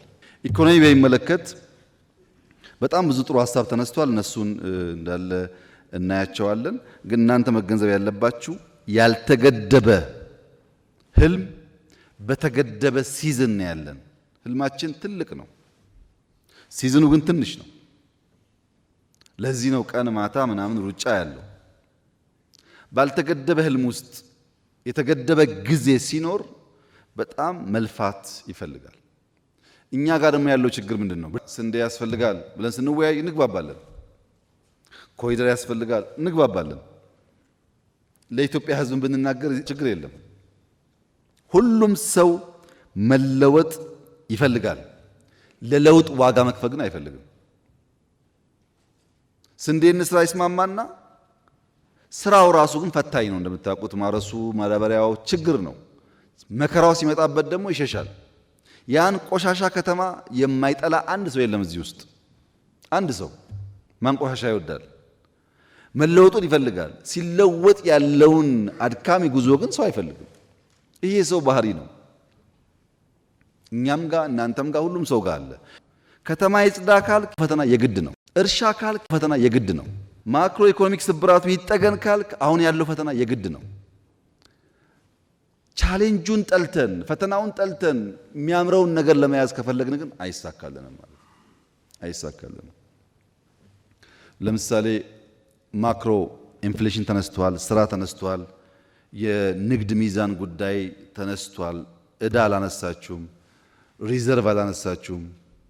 ለምሳሌ እህቴ ኢኮኖሚ ላይ ስራለሁ ስላልሽ ከለውጡ በፊት በየቀኑ የኢትዮጵያ ሪዘርቭ ዲክላይን እያደረገ ትንሽዬ ችግር ብታጋጥም ምን ማድረግ እንደምንችል ወደማናቅበት ደረጃ ደረሰል። አሁን ከማክሮ ኢኮኖሚክ ሪፎርም በኋላ የኢትዮጵያ ሪዘርቭ ቢያንስ 3 እጥፍ አድጓል። ምን ማለት ነው ይሄ? ነገ አንድ ነገር ቢያጋጥመን ለተራዘመ ጊዜ የሚያቆይ ጉዳይ አለ ማለት ነው። የማናቃቸው ፈተናዎች ከመጡ እንደ ሀገር ሰርቫይቭ ማድረግ አለብን። ሪዘርቭ ያስፈልገናል። አሁን ያለ ሪዘርቭ በኢትዮጵያ ታሪክ ኖሮን አያውቅም። እኔ ከመጣሁበት ቢያንስ 3 እጥፍ ሪዘርቭ አድጓል። አንዱ የምንፈልገው ይሄንን ነው። ሁለተኛ ኤክስፖርት፣ ባለፈውም ተናግሬዋለሁ። የኢትዮጵያ ኤክስፖርት ከ8 ቢሊዮን ያልፋል በዚህ ዓመት። ሌሎቻችሁ ምን ያክል እንደምታዩት አላውቅም። አሁን ላንቺን የምናገረው እንደምታውቂው የኢትዮጵያ ኤክስፖርት 4 ቢሊዮን መድረስ መከራው ነበር። 8 ቢሊዮን የሚለውን አቅለን ማየት የለብንም። እውነት ለመናገር በየቀኑ ተሰርቶ የመጣ ውጤት ነው። እቅዱ 5.5 ነው፣ ያሳካነው ከ8 በላይ ነው። ይሄ ትልቅ ሰክሰስ ነው። እዳ ታውቃላችሁ፣ የዚህ ነገር እዳ ምን እንደነበረ አሁን 13% ደርሷል። በእርግጠኝነት በሚቀጥሉት ዓመታት ከ10 በታች እናደርገዋለን። ለምን? እኛ ላይ ያረፈው ዱላ የሚቀጥለው መንግስት ላይ ማረፍ የለበትም። እኛ እኮ የደረሰብን ችግር ባቡር ተበድረው፣ ሱካር ተበድረው፣ ምናምን መንገድ ተበድረው ባቡሩ እንኳን እዳ ሊከፍል ተውና የሰራተኛ ደሞዝ አይከፍልም። የኛ ባቡር የሱካር ብድር ሌላውን ተውት። ወንጂ 60 ዓመት የቆየው ፋብሪካ ሂዱና ቼክ አልጓሳችሁ 60 ዓመት ቆይቷል። ለሰራተኛ ደሞዝ መክፈል አቅቶት ተበተን ሰራተኛ። እዳ ግን አለ። እኛ የደረሰብን ፈተና የሚቀጥለው መንግስት ጋር መድረስ የለበትም በሚል የተሰራው ለትውልድ ነው የተሰራው። ይሄ ለእናንተም ሊያኮራችሁ የሚገባ ጉዳይ ነው። ንግድ ሚዛን ላይ በጣም እየጠበበ ነው። አሁን ዘንድሮ 8 ያሳካ ነው። በሚቀጥለው ፈጣሪ ያግዞን እናንተም በርተታችሁ 10 ምናምን ከገባን የኢትዮጵያ ዋናው ችግር አንደኛ ነዳጅ ነው 5 ቢሊዮን ገደማ፣ ሁለተኛው ማዳበሪያ ነው 1.5 ገደማ፣ ሶስተኛው ከባድ ነገር እዳ መክፈል ነው 2 ቢሊዮን ዶላር ገደማ። 8 አለ ማለት እነዚህ ሴኪዩር ሆኑ ማለት ነው። ይሄን ነው ማክሮ ያመጣው። የፖለቲካ ምህዳር ብቻ ሳይሆን የኢኮኖሚ ምህዳር አስፍተን ፕራይቬት ሴክተር እሳቸው እንዳሉት ሳይሆን ፕራይቬት ሴክተር በጣም ኢንክሬጅ አድርገን ከዚህ ቀደም ኢንዱስትሪያል ፓርክ መንግስት ነበር የሚሰራው። አሁን የግለሰብ ኢንዱስትሪያል ፓርኮች ኢትዮጵያ ውስጥ አሉ። ሆኖ አያውቅም። ይሄ እንዲህ አይነት አሰራር ግለሰቦች እንደምናስበው አይደለም። ለምሳሌ የሲሚንቶ ምርት በብዙ ፐርሰንት አድጓል በዚህ ዓመት ሰምታችሁ ይሆናል። ማንም ያመርተው ግለሰብ እኮ ነው። እና ግለሰቦች ብዙ ሀብታሞች የተፈጠሩ ነው። እነዚህ ሀብታሞች ብቻቸውን እንዳይወነጨፉና የተለየ ድጋፍ የሚያገኙ እንዳይሆኑ ጥንቃቄ አድርገን እንምራው እንኳን ቢባል ነው የሚሻለው እንጂ ፕራይቬት ሴክተሩ በጣም ሰፊ እድል ነው ያገኘው። ኢምፕሎይመንት በዚህ ዓመት ቢያንስ 4.5 ሚሊዮን ሰው ስራ ይዛል። ውጭ ሀገር ሌላውን ተውት፣ የሀገር ውስጥ ስለምትጠራጠሩ የውጭ ሀገር ስራ ስምሪት እኮ ግማሽ ሚሊዮን ሰው ልከናል። የተመዘገበ ደሞዙ የሚታወቅ ማን ቤት እንዳለ የመንግስት ነግራችሁ ግማሽ ሚሊዮን ወጣቶች ሰልጥነው ውጭ ሀገር ስራ ይዘዋል። 60 ሺህ ገደማ ወጣቶች እዚህ ሆነው ሪሞት ጆብ ለተለያየ ኩባንያ ይሰራሉ። እዚህ ሆነው ድሮ አልነበረም። በቂ ነው ወይ? አይደለም። ዓለም ላይ ያለ ኬዎስ ነው። እኛ ውስጥ ያ ችግር አለ። እንዴት እንፍታው ነው እንጂ ብንመጻደቅበት ዋጋ የለውም ነገርየው። ኢንፍሌሽን አምናና ዘንድሮ ቢያንስ በግማሽ ቀንሷል። ኢትዮጵያ ውስጥ ቢያንስ በግማሽ። ኢንፍሌሽን ላይ የተከተለው ምንድን ነው? 3 ነገር ነው። አንደኛ ማምረት፣ ስንዴ ማምረት፣ ሩዝ ማምረት። ሁለተኛ መደጎም፣ አምርተንም ደግሞ እጃጠር ሰዎች ስላሉ እንደጉም ብለን 350 ቢሊዮን ብር በዚህኛው ዓመት ደጉመናል። ለነዳጅ፣ መድኃኒት፣ ለሴፍቲ ኔት ማዳበሪያ ተደጉሟል በዚህ ዓመት። ሶስተኛው ደግሞ ማሳለጥ ነው። አንዳንዴ ምርቱ እያለ ፈላጊና ተፈላጊ ስለማይገናኙ ዋጋ ውድ ይሆናል። አዲስ አበባ ላይ ታቸዋል። 4 ዓመት ተሰርተናል። አርሶ አደሮች አምጥተው የሚሸጡባቸውን ቦታዎች 1000 በላይ to be exact 1480 ገደማ ሰንደይ ማርኬት ተፈጥሯል ኢትዮጵያ ውስጥ። ይሄን ደግሞ እያሰፋን ሄደን ፈላጊና ተፈላጊ የሚሸጥና የሚገዛ ነገር እናገናኝ ነው። ዘመን ገበያ ቨርቹዋሊ በቅርቡ የጀመርነው ዘመን ገበያ ይሄ እያደገ ሲሄድ መሀል ላይ ደላላ እየቀነሰ በሚሄድበት ሰዓት የኢኮኖሚ ጉዳዩ መልክ እየያዘ ይሄዳል። በእኔ እምነት እውነቱን ለመናገር ማክሮ ኢኮኖሚ የጠየቀኝ ሰው ስላለ ነው ከምጠብቀው ፍጥነት በላይ ሪስፖንድ አድርጓል። አልጠበቅኩም። እኔ የነበረኝ ሐሳብ ለተወሰነ ጊዜ እንቸገራለን በኋላ መፍትሄ እናገኛለን ነበር ያልኩት ያኔ። ግን within a year ሪስፖንድ ያደረገበት መንገድ በጣም ተስፋ ሰጪ ነው። ካፒታል ማርኬት፣ ዲጂታል ማርኬት ጋር የተነሳው ጉዳይ እንዳለ ነው የምወስደው። የእህቴን ሌብነት በሚመለከት ብዙ አልሰራችሁም ላለችው እህቴ በሁለት መንገድ ብናየው ጥሩ ነው። እኔ ሁልጊዜ እንደምናገረው በእርግጠኝነት መንግስታዊ ሌብነት የለም። ይሄን ማው ለፖለቲካ ነው ከልቤ ነው የምናገረው። መንግስታዊ ሌብነት የለም። ነገር ግን ሌብነት እንደምታውቂው ውስብስብ ነገር ነው። ግለሰቦች በምን ደረጃ እንደሚያጭበረብሩ ድረት ነፍቶ መናገር አይቻልም። እኔ ሁልጊዜ የምናገረው በማህበር ተወያይተን በቃ አሁን ወርቅ 3 ኩንታል ነው አንዷን እንደብቅ አንልም። እንደዛ የለም። እንደ መንግስት የለም አልኩ እንጂ እንደ ሀገር በግለሰብ ደረጃ ሌብነት የለም አላልኩም። አንድ ሁለተኛ እሱንም ባላንስ አድርጎ ማየት ያስፈልጋል። በተለይ ታች ዝቅ እያልን ስንሄድ ለመታወቂያ ለሆነ ለቅጣት ለግብር እየተባለ ስለበዛብን ነው መሶብ ያልነው እኮ። ግለሰቡ ጋር ዲል ማድረግ ስለማንችል ሲስተም እንስራ። ሰጪውና ተቀባዩ ካልተገናኘ ነው እንጂ ያ ነገር የሚሳካው በፍጹም ሰው ኦሪየንት አድርጎ ሰው መክሮ አሰልጥኖ አትስራቅ ማለት ብዙ የሚሳካ አልመሰለኝም። ለእናንተም ስትመጡ መንግስት ስትሆን ያስቸግራቸዋል። መፍትሄው ሲስተም ነው። አሁን መሶብ ተሰርቷል በየቦታው ሐዋሳ ላይ፣ አርባ ምንጭ ላይ፣ ጅማ ላይ፣ ባህር ዳር ላይ እናስፋፋዋለን፣ ጀምረናል። መሬት ለምሳሌ እዚህ አዲስ አበባ ዙሪያ እስከ አዳማ ድረስ ኦልሞስት ፉሊ ኦቶሜት ተደርጓል እኮ። ድሮ በጂኦስፓሻል ማድረግ አይቻልም፣ አሁን ሆኗል። ያን ለመፍታት መፍትሄው ሲስተም ነው። ሲስተም ጀምረናል። ያን እየፈታን እንሄዳለን። ሀብታም ኢንቨስተር በሚመለከት የኢትዮጵያ ቦታ መሸጥ የተባለው የኢትዮጵያ ሕገ መንግስት መሬት መሸጥ መለወጥ አይፈቅድም። ለውጭም ይሁን ለውስጥ አይፈቀድም። ከየት እንደመጣ ሀሳቡ አልገባኝ። እኛ የፈቀድነው በሪል ስቴት በሊዝ ቤት መግዛት እንዲቻል ነው። ይሄ ደግሞ ብዙ ካፒታል ስለሚያመጣ ነው። ጥሩ አየር አለን፣ ጥሩ ሀገር አለን፣ ኑና እኛ ጋር ኢንቨስት አድርጉ መባሉ ብዙ ጉዳት ያለው ነገር አይደለም። ግን ለውጭም ይሁን ለውስጥ ሰው መሬት አይሸጥም፣ አይለወጥም። አሁን ባለው ሕግ አትሊስት ወደፊት አላቅም። ቤት ግዙን ያልነው፣ ቤት ማለት ጣራና ግድግዳ ግዙን ያልነው። ይሄ መጥፎ ነገር አይመስለኝም እና እንዴት እንዳያችሁት ባላቅም ጠቃሚ ነገር ነው። ንግድ ላይ ኢንቨስትመንት ላይ አፕሮቻችን ግን መርጠን ነው ሄድ ሃንት የምናደርገው። ብቃት ያለው ሀብት ያለው ሰው አምጥተን ነው የምናግዘው። ዝም ብሎ በጅምላ ጅማሮ ጥሩ ነው ብለን ብንወስድ እናንተም በዛ ብታግዙ ጥሩ ነው።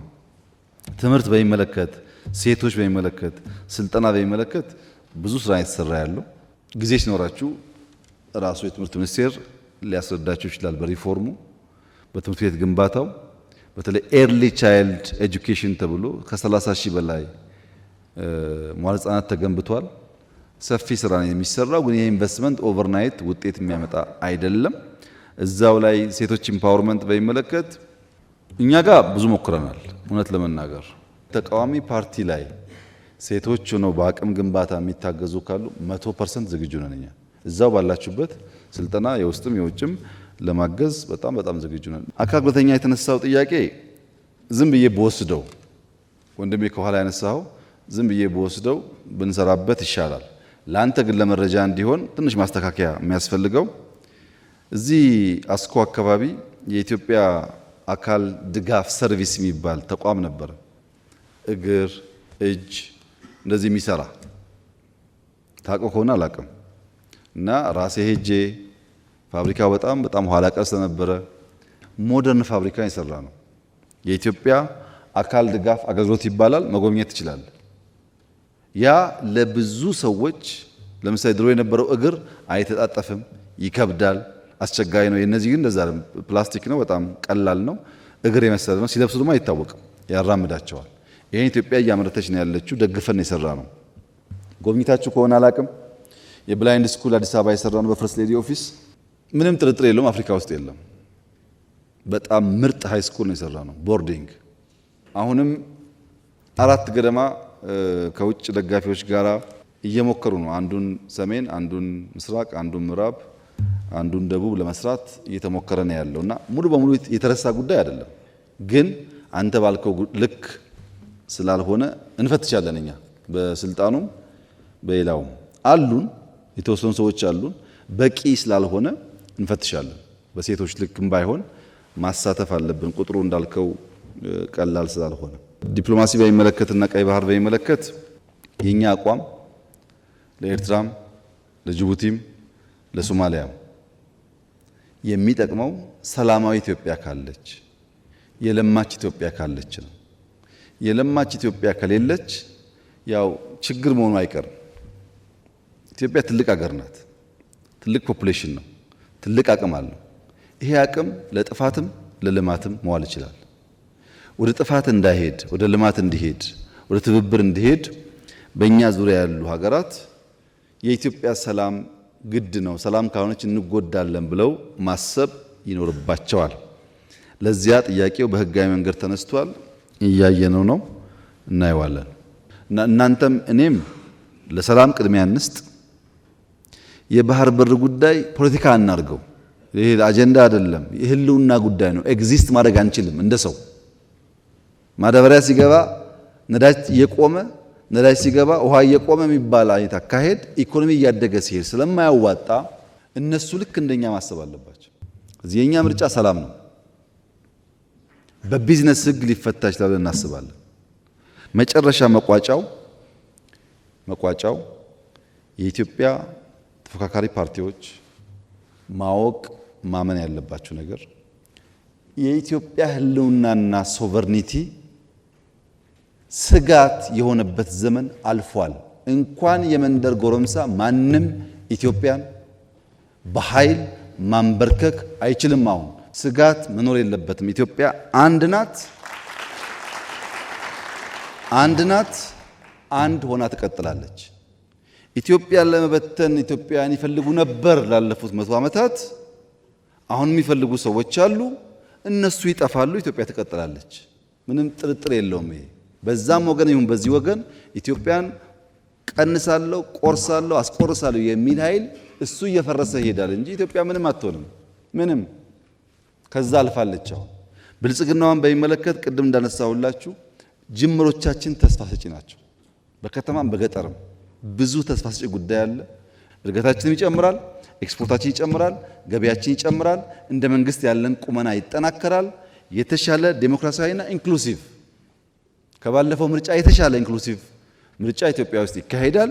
ይሄን የማይፈልጉ ሰዎችስ አሉ፣ ይኖራሉ፣ ይጮሃሉ፣ ይሳደባሉ፣ ጎፈንድሚ ይሰበስባሉ። እኛስ ኮሪደር እናለማለን፣ ስንዴ እናስፋፋለን፣ ህዳሴ እናስመርቃለን፣ ምርጫ እናካሂዳለን። ይቀጥላል ማለት ነው። ኢትዮጵያ ትቀጥላለች። የሚጮህ ድምፅ፣ የሚሳደብ ድምፅ፣ ተስፈኛ ድምፅ ሁሉ ይጥፋ ብላችሁ አታስቡ። እነሱ ይሳደቡ፣ እናንተ ስሩ። እኛ የምናደርገው እንደሱ ነው። ታሪክ እንዴት ይመዘናል እናየዋለን። ችግር የለው።